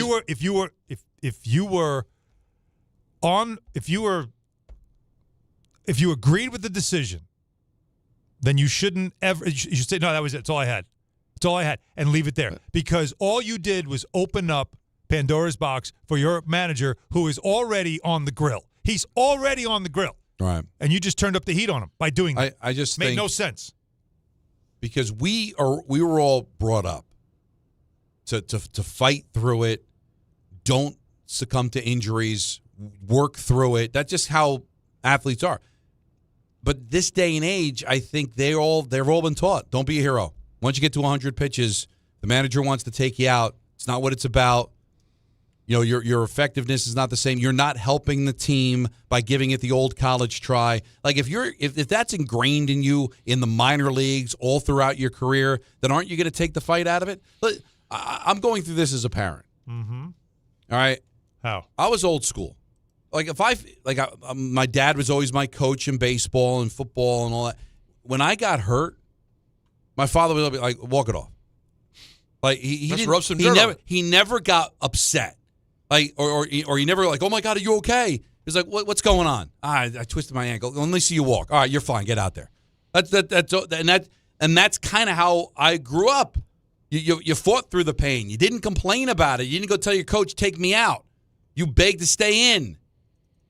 And now when Marco gets hurt, I do it, and Nancy's like, "What are you doing? He fell down." I'm like, "Get up, come on, get up, walk." That's probably not the right thing to do, but that's how I was taught. And so far, he hasn't been seriously hurt. But you know what I mean? Like, my instinct is always, come on, get up, you're okay. You want to hear something funny? So Stephanie was playing, she was playing softball, obviously, but when growing up, she played baseball with the boys. She was very good. My father-in-law, Big Al, he coached the team. Okay. We love Big Al. Right? So she slid into second base and got on a play, and she felt something, and she was in a lot of pain. She might have been 12 years old, right? And now she's laying there crying on the field. He goes out there and starts yelling at her. "Stop crying. Get up. You're fine. Get up." He makes her get up. She's crying. She's limping off the field. Broken leg. Wow. See, that's what I'm afraid is going to happen. That's a lot. And she tells him about it to this day. To this day, you made me walk on a broken leg. But that's Peter. But he was like, "You're playing with the boys. You can't show this. Right, you can't get emotional." Well, it came from a good place, but every once in a while, you know what? I can't get up. I can't walk at all. Like your dad wasn't a sports guy. No. Like, so you probably didn't go through this, but like the classic line, I know it's been in every sitcom, but my dad used to always do it all the time. It's like, "What's the matter?" "Dad, my elbow's rub some dirt on it." It's like, "Oh, why is it? It hurts when I do this. He's like, well, don't do that. Don't do that. And sometimes I'll be like, show him the bruise, and he'd go there and he'd like put his like thumb on it. It's like, oh, does that hurt? Yeah, it hurts. Yeah, all right, you didn't scream loud enough. Go back out there. Like that was just the instinct. And so growing up, it was like, don't say anything. Don't use injuries as an excuse. It's just that's the way that you're brought up. That's not how athletes are done today. You know what? They're told when you get to 100 pitches, don't be a hero. They actually think they're helping the team. I'm looking at by letting themselves come out. Fried postseason. By the way, his last couple of years in the postseason have not been good. But pitch-wise, he's living off a 21 with Atlanta. Well, 21. Think about it. He didn't even get the most pitches he threw in a game in that run was 90. He doesn't get past the sixth inning. He pitches 6 innings and he's done. That's his. I'm looking at it. His most success, he never pitched more than 6. Yeah. You have to go back to 2020. He got to 7 innings in 2020 in the wild card. Game 1, wild card. 1-0, by the way, win. Sound familiar? Oh, yeah, I've seen that before. So that would be the only reason I would take Fried off the hook. It looks like 78 pitches. Well, then it wasn't even in question. But that's why I would take him off the hook, because I just think that they're told. So he's not don't a guy be a hero. He doesn't do this. He just doesn't go the distance. That's wild. 1-800-919-3776. Get you set up for Game 2. Yankees Red Sox at the top of the hour. Hahn Rosenberg on ESPN New York.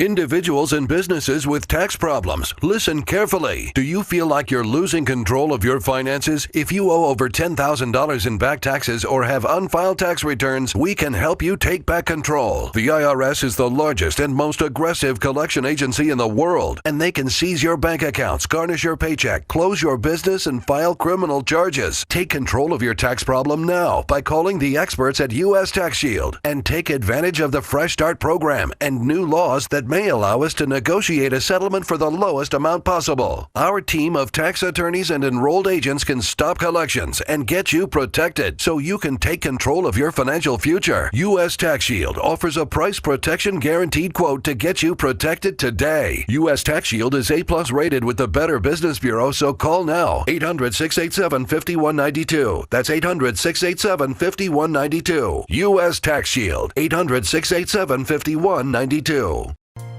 D'Agostino & Associates is a legacy firm, and I'm proud to be a part of that legacy. I'm Jenna D'Agostino, and like my father, I fight to get justice for the injured. The hustle and grit of these streets shaped me. I'm John D'Agostino, and from the concrete to the courtroom, I built this injury firm 35 years ago to get accident victims justice. So call my team first, 1-800-BITE-BACK. That's 1-800-248-3222. You want justice? Think Jenna D'Agostino. Think D'Agostino & Associates. Justice isn't just a word. For us, it's a way of life. It's having compassion for your struggle and getting you paid for your pain. Now that's justice. D'Agostino & Associates means being there for the injured. Seriously injured?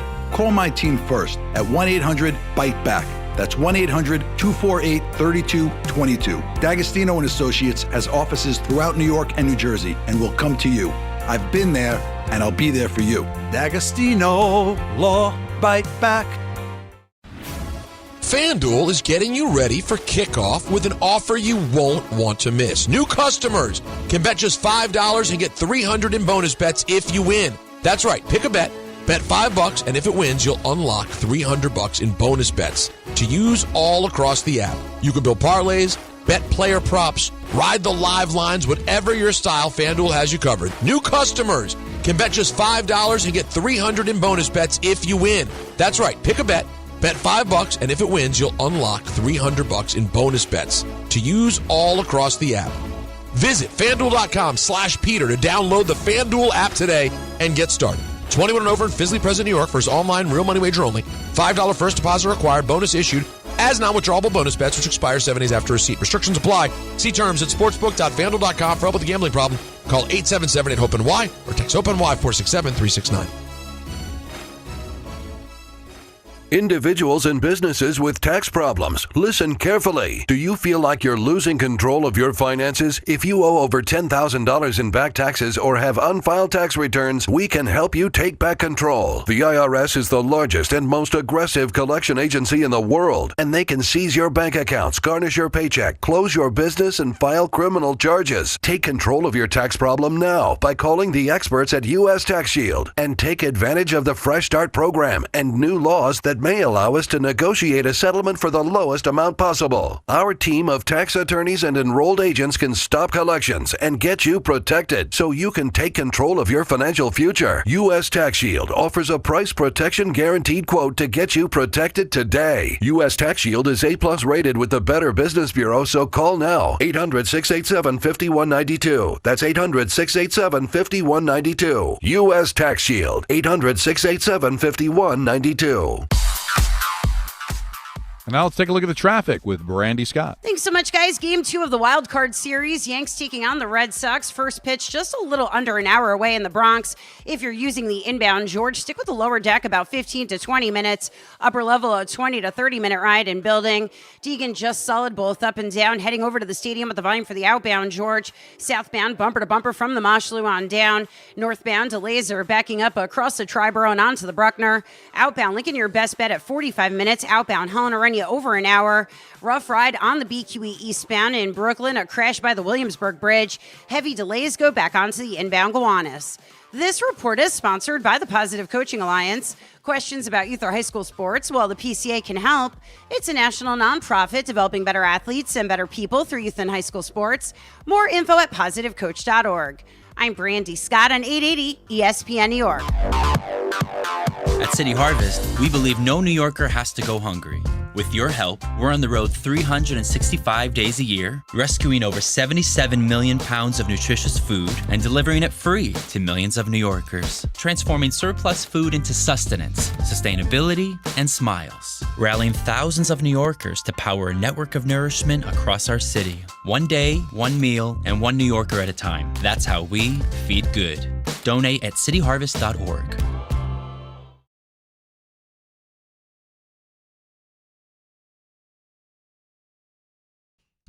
Yankees coming up at the top of the hour, so let's crush the calls. 1-800-919-3776. Crush the calls, destroy the subscribe. But you got to move on, Yankee fans. I understand the complaining, and a lot of this is the narrative that is always where this team has been. As we continue, Alan, you're next. Hitting the cup on the microphone. It's really fun. I did it. Peter just did it. I thought you hit yourself in the face. No. You just hit the mic. No, I didn't hit myself in the face. Well, we have these metal cups. And it's awesome. But, they just – all right, there we go. We got the hat trick going. Yankee fans, I get – because that looked eerily similar to every last playoff game. Here's the thing. Last night was not the last playoff game. All right, I understand you're facing elimination, but you're not done by any stretch. You got to shake it off, move on to today. And I think you got the better pitcher on the mound. You got your true lineup out there. Even this series, and go get them tomorrow. I mean, you just can't. A lot of the conversation feels like post-mortem of a season that still is very much alive. Now, if they lose tonight, have at it tomorrow, for sure, because then it's done. But you're not done. And, again, I'm not going to sit there and blow smoke to say you're in a good spot, but I don't think it's over. You should be able to win tonight. It's not that crazy to think. And then they've got an opener tomorrow. And Schlittler's been a really good pitcher for the Yankees. He's got an earned run average under 3. Now, I understand he's never pitched in the postseason before, but they're going to have an opener. Mm-hmm. And now they're going to be facing elimination. So I understand, fire Boone, Cashman, same old Yankees. You still have a pulse. So let's focus on that. 1-800-919-3776. AJ in Tennessee. You're on ESPN New York. What's up, AJ? Hey, guys. How are you? Good. Man. Good. I agree with you. Yankees still have a shot. It ain't over till it's over. But I want to get your thoughts on a quick, interesting Yankee stat that I assume the Yankees have since they're so analytical. In the 8th inning this year, Luke Weaver had a 2.78 ERA, a 2 in the 9th, and a 6.86 in the 7th. So I don't know why they put him in the 7th. Just wanted to hear your thoughts on that.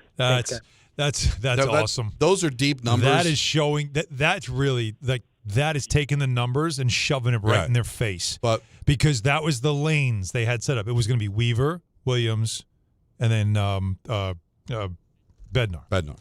Like that was the plan. You get freed through 7, and then you go to those 3 guys, one after the other. That was supposed to be the plan. And Weaver, that's very funny. The 7th inning is like his worst inning. But you know what's interesting? Hilarious. Is that if it's 4-0, then I can understand about the lanes thing. But it's 1-0. Yeah. Even if you pitch to the best of your ability, one mistake, the game's tied. Yep. We're talking about Crochet, how amazing he was. He made a mistake to Volpe. Volpe hit the home run in the first inning. So you've got these lanes. Doesn't everything change if the game's tied at 1? They also took him deep twice close to the track or at the track. They were close on a couple. But my point is that's your lane at 1-0. Yep. Let's say Weaver was brilliant, but makes one mistake because he's got to face 3 batters, right? So, all right, maybe he walks somebody, makes a mistake, and it's 1, and the game's tied at 1. Now what are your lanes? Because that was your lane at 1-0, but the lanes change at 1-1. It's clearly the lanes changed because Cruz wasn't in any lane, and all of a sudden you're down 2-1. Yeah, that changed it. Yeah. So I can understand you get a little bit of a margin for error, but giving up a run doesn't mean that you were awful. One mistake in that ballpark, right? So it's crazy to see how they got to score runs down tonight. Well, got to score runs. Again, this isn't even a conversation. If Stanton hits a grand slam home run, we're not even bringing up Fried being taken out of the game. You know what I mean? Like, you don't talk about it, but it happened. Yeah, just a single ties the game. I just didn't like. I told you, the game was the game. Like, there were things you could see the reasons. You understand the Yankees do what they do. I have to reiterate. To me, it's what the clubhouse sounded like after the game that bothered me. They were ticked off. Between what Fried said, what Jazz said. Or didn't say. Or showed. Just didn't love it. No, you don't love it. Like they're like, oh, they trust the numbers more than they trust us. Now, you hope if you're a Yankee fan, they take their frustration out. Yes. And you know what would be cool? Wouldn't it be cool tonight in this spot to finally see like the energy, the anger, the players saying like something. Take the notebook and rip it in half and throw it out. And just let's go. I want to see standing in the dugout. I want to see pounding fists. Your season is on the line. It ended up being a really good season for this team, and it could be over that quick. I wonder how that affects the crowd tonight. You're facing elimination. There's going to be nervousness. You're sitting there going, this could be the last time you see the Yankees. You give up a run in the first inning, there'll be groans, and there'll be and then the Boston people, which, by the way, would it shock you if it was even louder? Oh, yeah, because they'll smell blood. Where there's some Yankee fans that are like, I'm selling. You think how could you do that? I'm just saying. It's one game. You win today. It's all. Yeah, but some people just don't want to be there. It was pretty loud for game 1. It was loud though. They really were louder than I thought. Think about what this could sound like tonight. Well, the Yankee fans are going to be into it early, but you're right. The energy could be the plug could be pulled early if they give up. Rodon gives up a home run early, or they get a couple of runs. Getting off to a good start's always important, but keeping that crowd engaged because they're going to come in nervous. They're going to be excited, but facing elimination this quick. That's the thing about these wild cards. It's not like it was one and done like it was a few years ago. But God, usually you make the playoffs in sports, right? Knicks, Rangers, you got a best of 7. As bad as a game 1 loss can be. Hey, we're a long way from being done. All of a sudden, you go from we're the hottest team in baseball, 8-game winning streak, to now 48 hours later, we're facing elimination. Yeah, crazy. Well, Cleveland answered. Yeah, and let's see, and it looks like the Padres are answering here, up 3-0 in the top of the 8th inning. Nick in Woodbridge, you're on ESPN New York. Hey guys, thanks for taking the call. Always. There's been a lot of people calling in today crushing Boone for taking Fried out when he did, but I wouldn't exactly say that he was, dominant in at that point in the game. Right. Like he was laboring a bit. And at some point you do have to be able to trust your bullpen. Now where I will kill Boone is going to Weaver in that spot. I thought the last caller made a great point. Like his ERA in the month of September was 9. So where do you justify putting him in that spot? Well, who are you putting in? At the end of the day, who are you putting him in? Like that's the problem. Your trust factor of people in that bullpen is very low. Yeah, because you really only have Williams for 1 inning, right? So you probably, if you brought Williams in, then who's pitching the 8th? Right. Like you're not going to have Williams come back to pitch the 8th inning, unless you're going to tell me you're going to have Bednar for a 6-out save. I think that's a lot to ask. So you're going to have. So we was it last week? We did the whole circle of trust. Like who is in your circle of trust? And I don't think we had Weaver in that circle. We actually had Williams in the circle, but Williams isn't getting more than 3 outs. And because of the fact that if Weaver had done his job, you didn't have to come back with Weaver in the 8th. We did. Weaver was in you had him. We had Bednar, Weaver, and Williams. Yeah. That was in our circle. That's the only guys in our circle of trust. Warren with the other starters. Yeah, it's but he'd be out now, I guess, right? Yeah. For sure. Let's go to Will in the car. You're on ESPN New York. What's up, Will? How's it going tonight, gentlemen? What's up? I just want to say your list was excellent, but I would have replaced Dan Patrick and Keith Olbermann with Butchergrass and Kenny Payne. Kenny Mayne? Kenny Mayne, you mean? Or Kenny Payne, Payne. yes. Yeah, no. Or Payne. They're Patrick and Olbermann are iconic. Yeah. It's a different level. It is. Welcome to the big show. Because like you said earlier, Don, it's about what SportsCenter was when they were in their prime. As great as Butchergrass is, John Anderson, whatever. No, they're all that great. was all a later version that still wasn't but they late almost 90s. Those guys were, and I'm not going to say copy but that the format was set by guys like Dan Patrick and Keith Olbermann and them. They kind of set the tone of what a SportsCenter anchor was going to be. And there was that moment, excuse me. Bless you. Oh, Gesundheit. Where if you're a certain age, you watch the Sunday SportsCenter. Like you had to watch the Sunday SportsCenter because they had the Sunday night conversation, and you'd be red hot if it was somebody you weren't interested in, and it was must watch if they had like somebody big, and they were right in the wheelhouse of that. Yeah, like I said, Dan Patrick is an amazing talent. He's got an amazing radio show. He's still getting gigs in Adam Sandler movies because he was a god on SportsCenter, and there's a generation of fans that still remember him from that. Yeah. Now, Keith Olbermann's very opinionated, and a lot of people don't like him anymore for his politics, but you cannot deny when he did SportsCenter, those two, it was the top. Listen, I'm a big Butchergrass fan. As a hockey fan, how do you not like Butchergrass? I love Steve Levy. All these guys are great. Yeah. But Dan Patrick and Keith Olbermann, that was it. Yep. And then Stuart Scott and Rich Eisen. Those four had to be on the list. Mm-hmm. I agree. Danny on Long Island, you're on ESPN New York. Hi, Danny. Good afternoon, gentlemen. Interesting conversation. In regards to your dad, my father did 2 years in the infantry and 26 years in a rescue truck driving around the city, taking people out of court. Can you imagine how he would react to a minor injury on the ball field? He would never overreact to anything.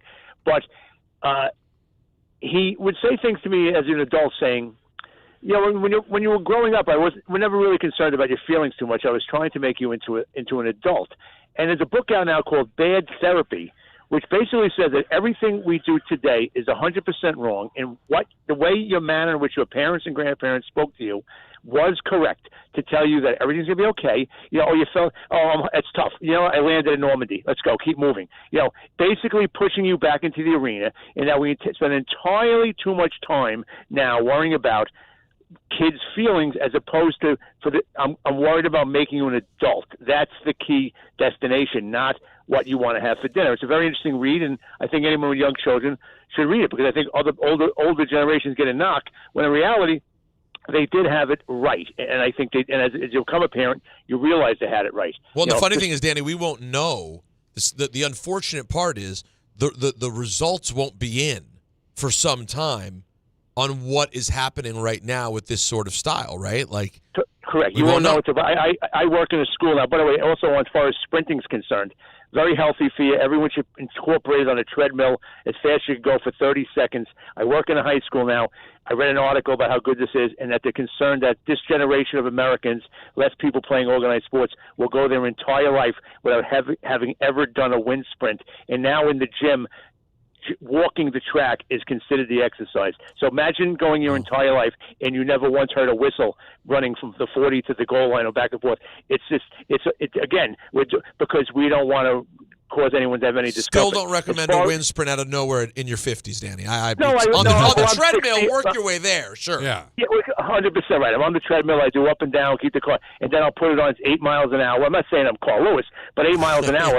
You're not going to 13, for God's sake. It's going to. Right. Now, as far as the game's concerned yesterday, obviously perception is a big thing in the world, and we watched all the pitches in the afternoon and even into the Yankee game, all go into the 8th inning, pitching beautifully.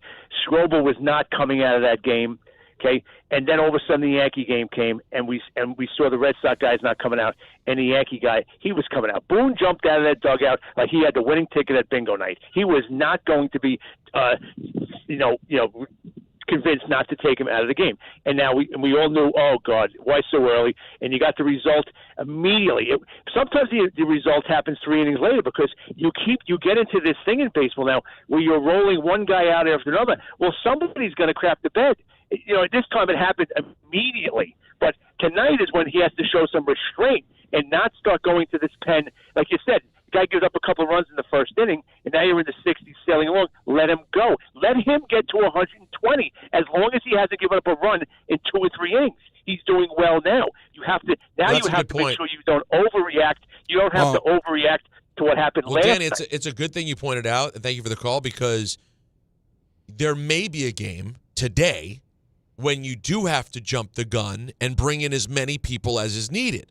Don, what's so frustrating about yesterday is that wasn't the time. You didn't need to rush after 6 1/3. But everyone knows there can be, if you're facing elimination, if you need to use 8 pitchers, you're using 8 pitchers. But it wasn't yesterday. Well, if you go back to Sunday, the Mets' last game, they were down 4-0, and in the 5th and 6th inning, they brought in Diaz because they just couldn't afford to allow another run to score. They weren't scoring, and if that became 5-6-0, forget about it. End up being forget about it anyway. Of course. But if you wanted to keep it at 4-0, that's the decision that has to be made. And the only way it's good or bad is based on how the pitcher pitches. Listen, if Weaver does the job, there's no complaining. It's a real I don't want to sit here and support the decision that was made, but decisions are made all the time if the players execute.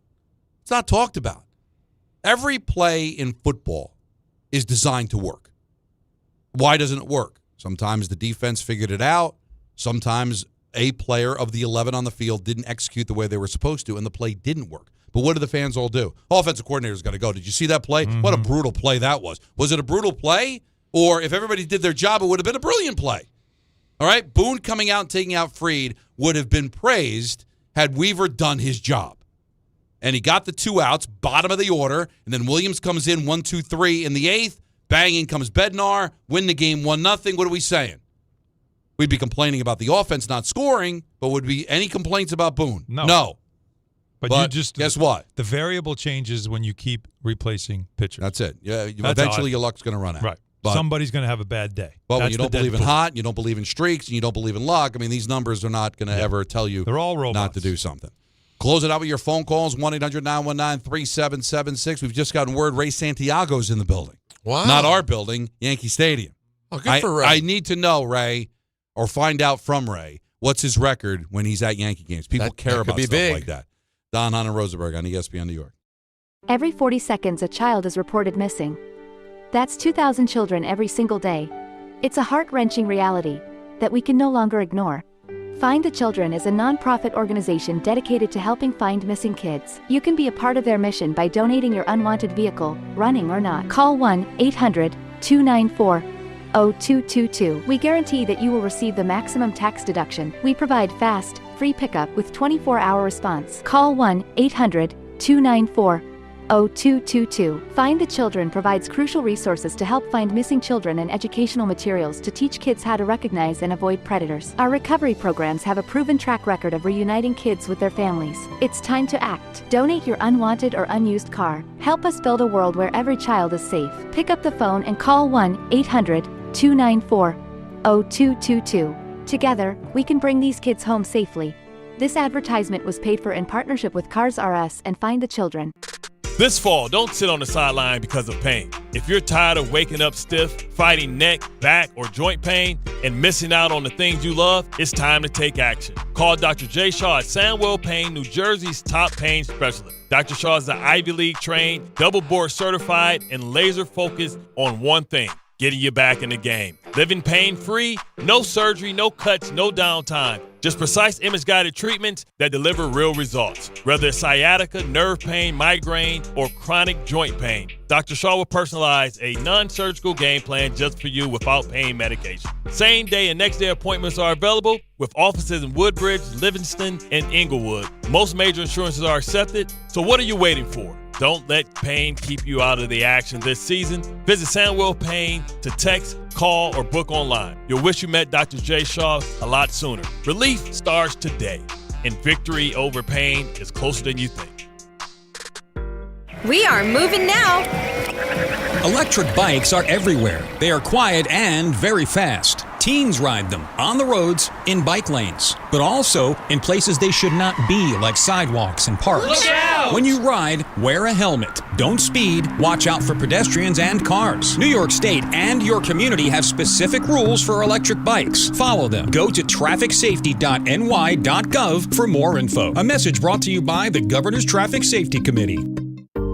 Every aspect of your business will operate better and faster with artificial intelligence. AI is a race, and companies that act first will win. Thrive Managed AI is your advantage over all your competitors. Thrive partners with you on a smart, secure AI strategy for your business. Then they deploy and manage it for you. Be first and win the race with Thrive Managed AI. Start with a complimentary strategy consultation at thrivenextgen.com/ESPN. That's thrivenextgen.com/ESPN.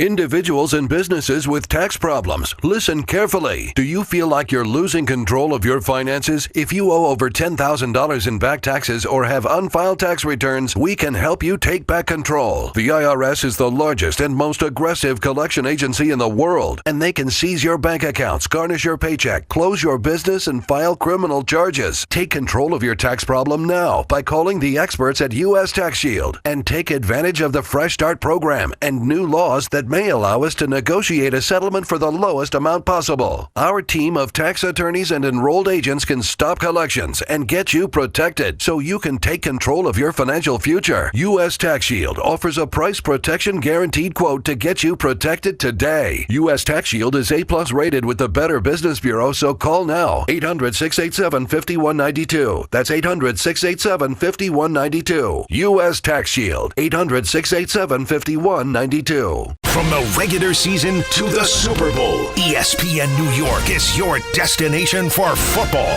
We've got crazy fans.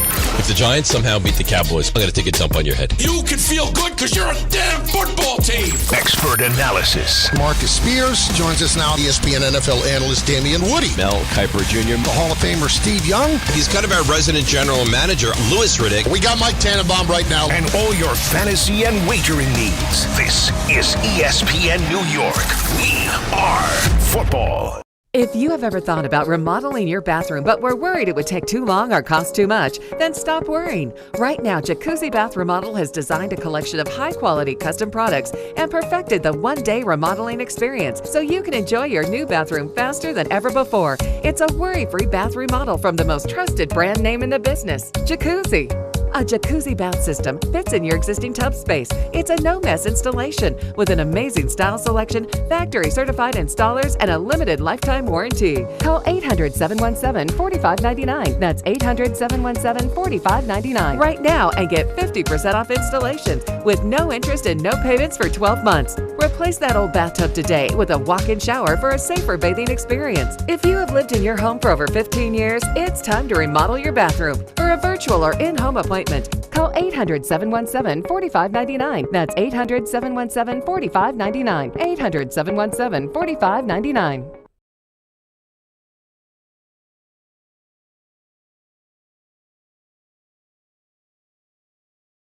All right, let's get the vibe of the fan base. You're heading over to the stadium. You're listening on the app, walking to your seat, or just getting ready to sit down in front of the TV or the radio to consume Game 2. We got you. 1-800-919-3776. Should be a good time, and we'll be here tomorrow no matter what. at 3:00. I guess we're. Well, you say no matter what. I don't know. Well, wait a minute. I don't know how I'm going to feel. Wait, we do have to, Anthony, right? We do have to get the lay of the land. Follow social media because this is a bad thing to ask. Oh no, I just don't know. I can't give you. We don't know because what the schedule is going to be for the games tomorrow is really going to depend on what games there are, right? So we know there's going to be a Guardians Tigers game, and it looks like there's going to be a Padre. Well, that's a 3:08. Padres Cubs. Done. That's already done. Yeah, because they know there's a game 3 for that, and they haven't probably announced anything after that, right? No. Let me see. We don't know the time. I can't give you guys the times of anything. Cleveland, Detroit is a 108. Already done. Okay. So the Padres, they're not done yet. No, it's we don't know the yet. 9th, but that's scheduled for 3:08 tomorrow. Okay. So Yankees would be 6:08. So if the Yankees win, it would be the same. Yeah. If the Dodgers win tonight, which can we all agree that's a chance that happens? That's the way I would bet. Let's say the Yankees win. Let's say. Yeah. It would be Cleveland, Detroit at 2:30, the Cubs and San Diego at 4:30, and Yankees, Red Sox at 7:30. Right. Oh, wow. So that would give you guys a full view. full no matter show. what, Peter's not a part of it. Well, I'm not here tomorrow. Right, so yes, exactly. But either way, that is But I'm sure Peter would love to know.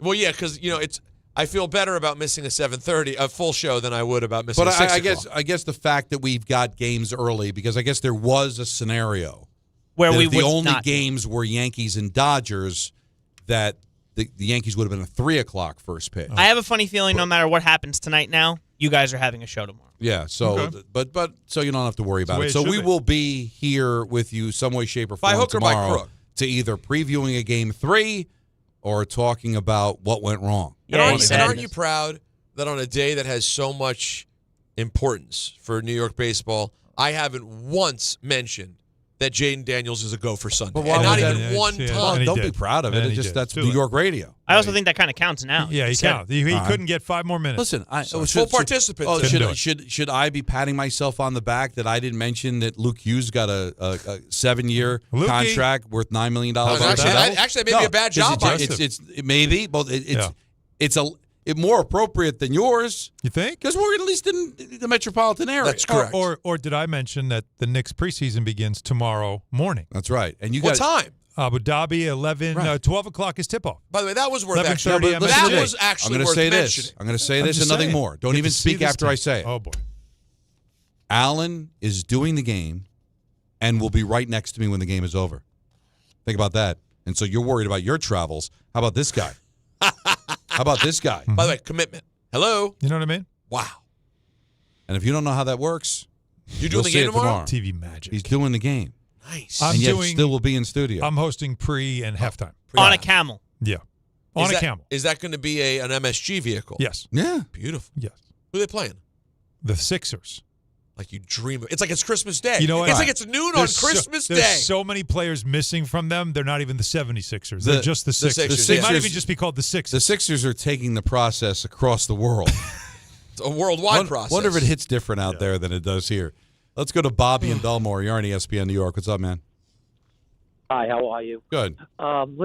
This is the 5th time in the last 3 years. I don't know if it's Cashman Boone combo or that cool Cashman or Boone by himself that they have blown a bullpen game. I mean, 2022 Cleveland in 2 games against Houston. They put Schmidt or Trevino instead of Holmes. They take out Colter early, and you know what happened last year and with the World Series. They treat these games like regular season games. It's ridiculous. Yeah, because the analytics don't know the difference between a regular season game and a postseason game. No such thing as pressure. But, Bobby, is it just taking Fried out, or would you want somebody else to come in but Weaver? No, I would let Fried go until he gave up a hit. I mean, I'd let him go in the 8th inning. Let him go. I mean, what? You go 115, 20 pitches.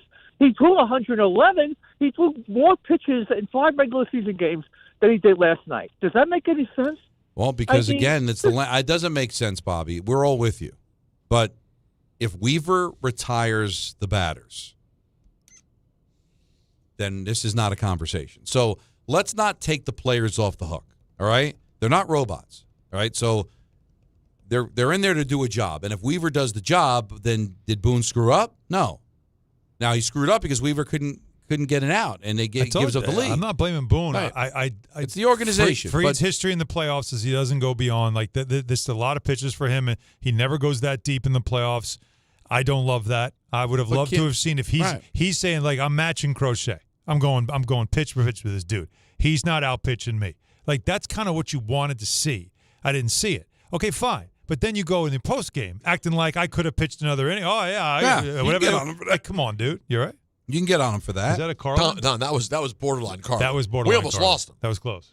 Did you get but that? I'm continuing to speak. Don't you? If you replay that, I swear. No, I think we need to. No, I'm gonna need I said no. Well, what do you mean? No? That's not how drops work. No, it's how drops work. No, because it's not anything. No, you don't know. What do you know? I what recovered. if it sounds hilarious? My coffee went down the wrong way. Yeah. I didn't have it. I didn't stroke out. I got back. You're sure that I got back. You're sure that won't be funny? No, I don't. We're not going to know. I hope because I'm going to refuse it to be played. I hope we find out in the next 75 seconds.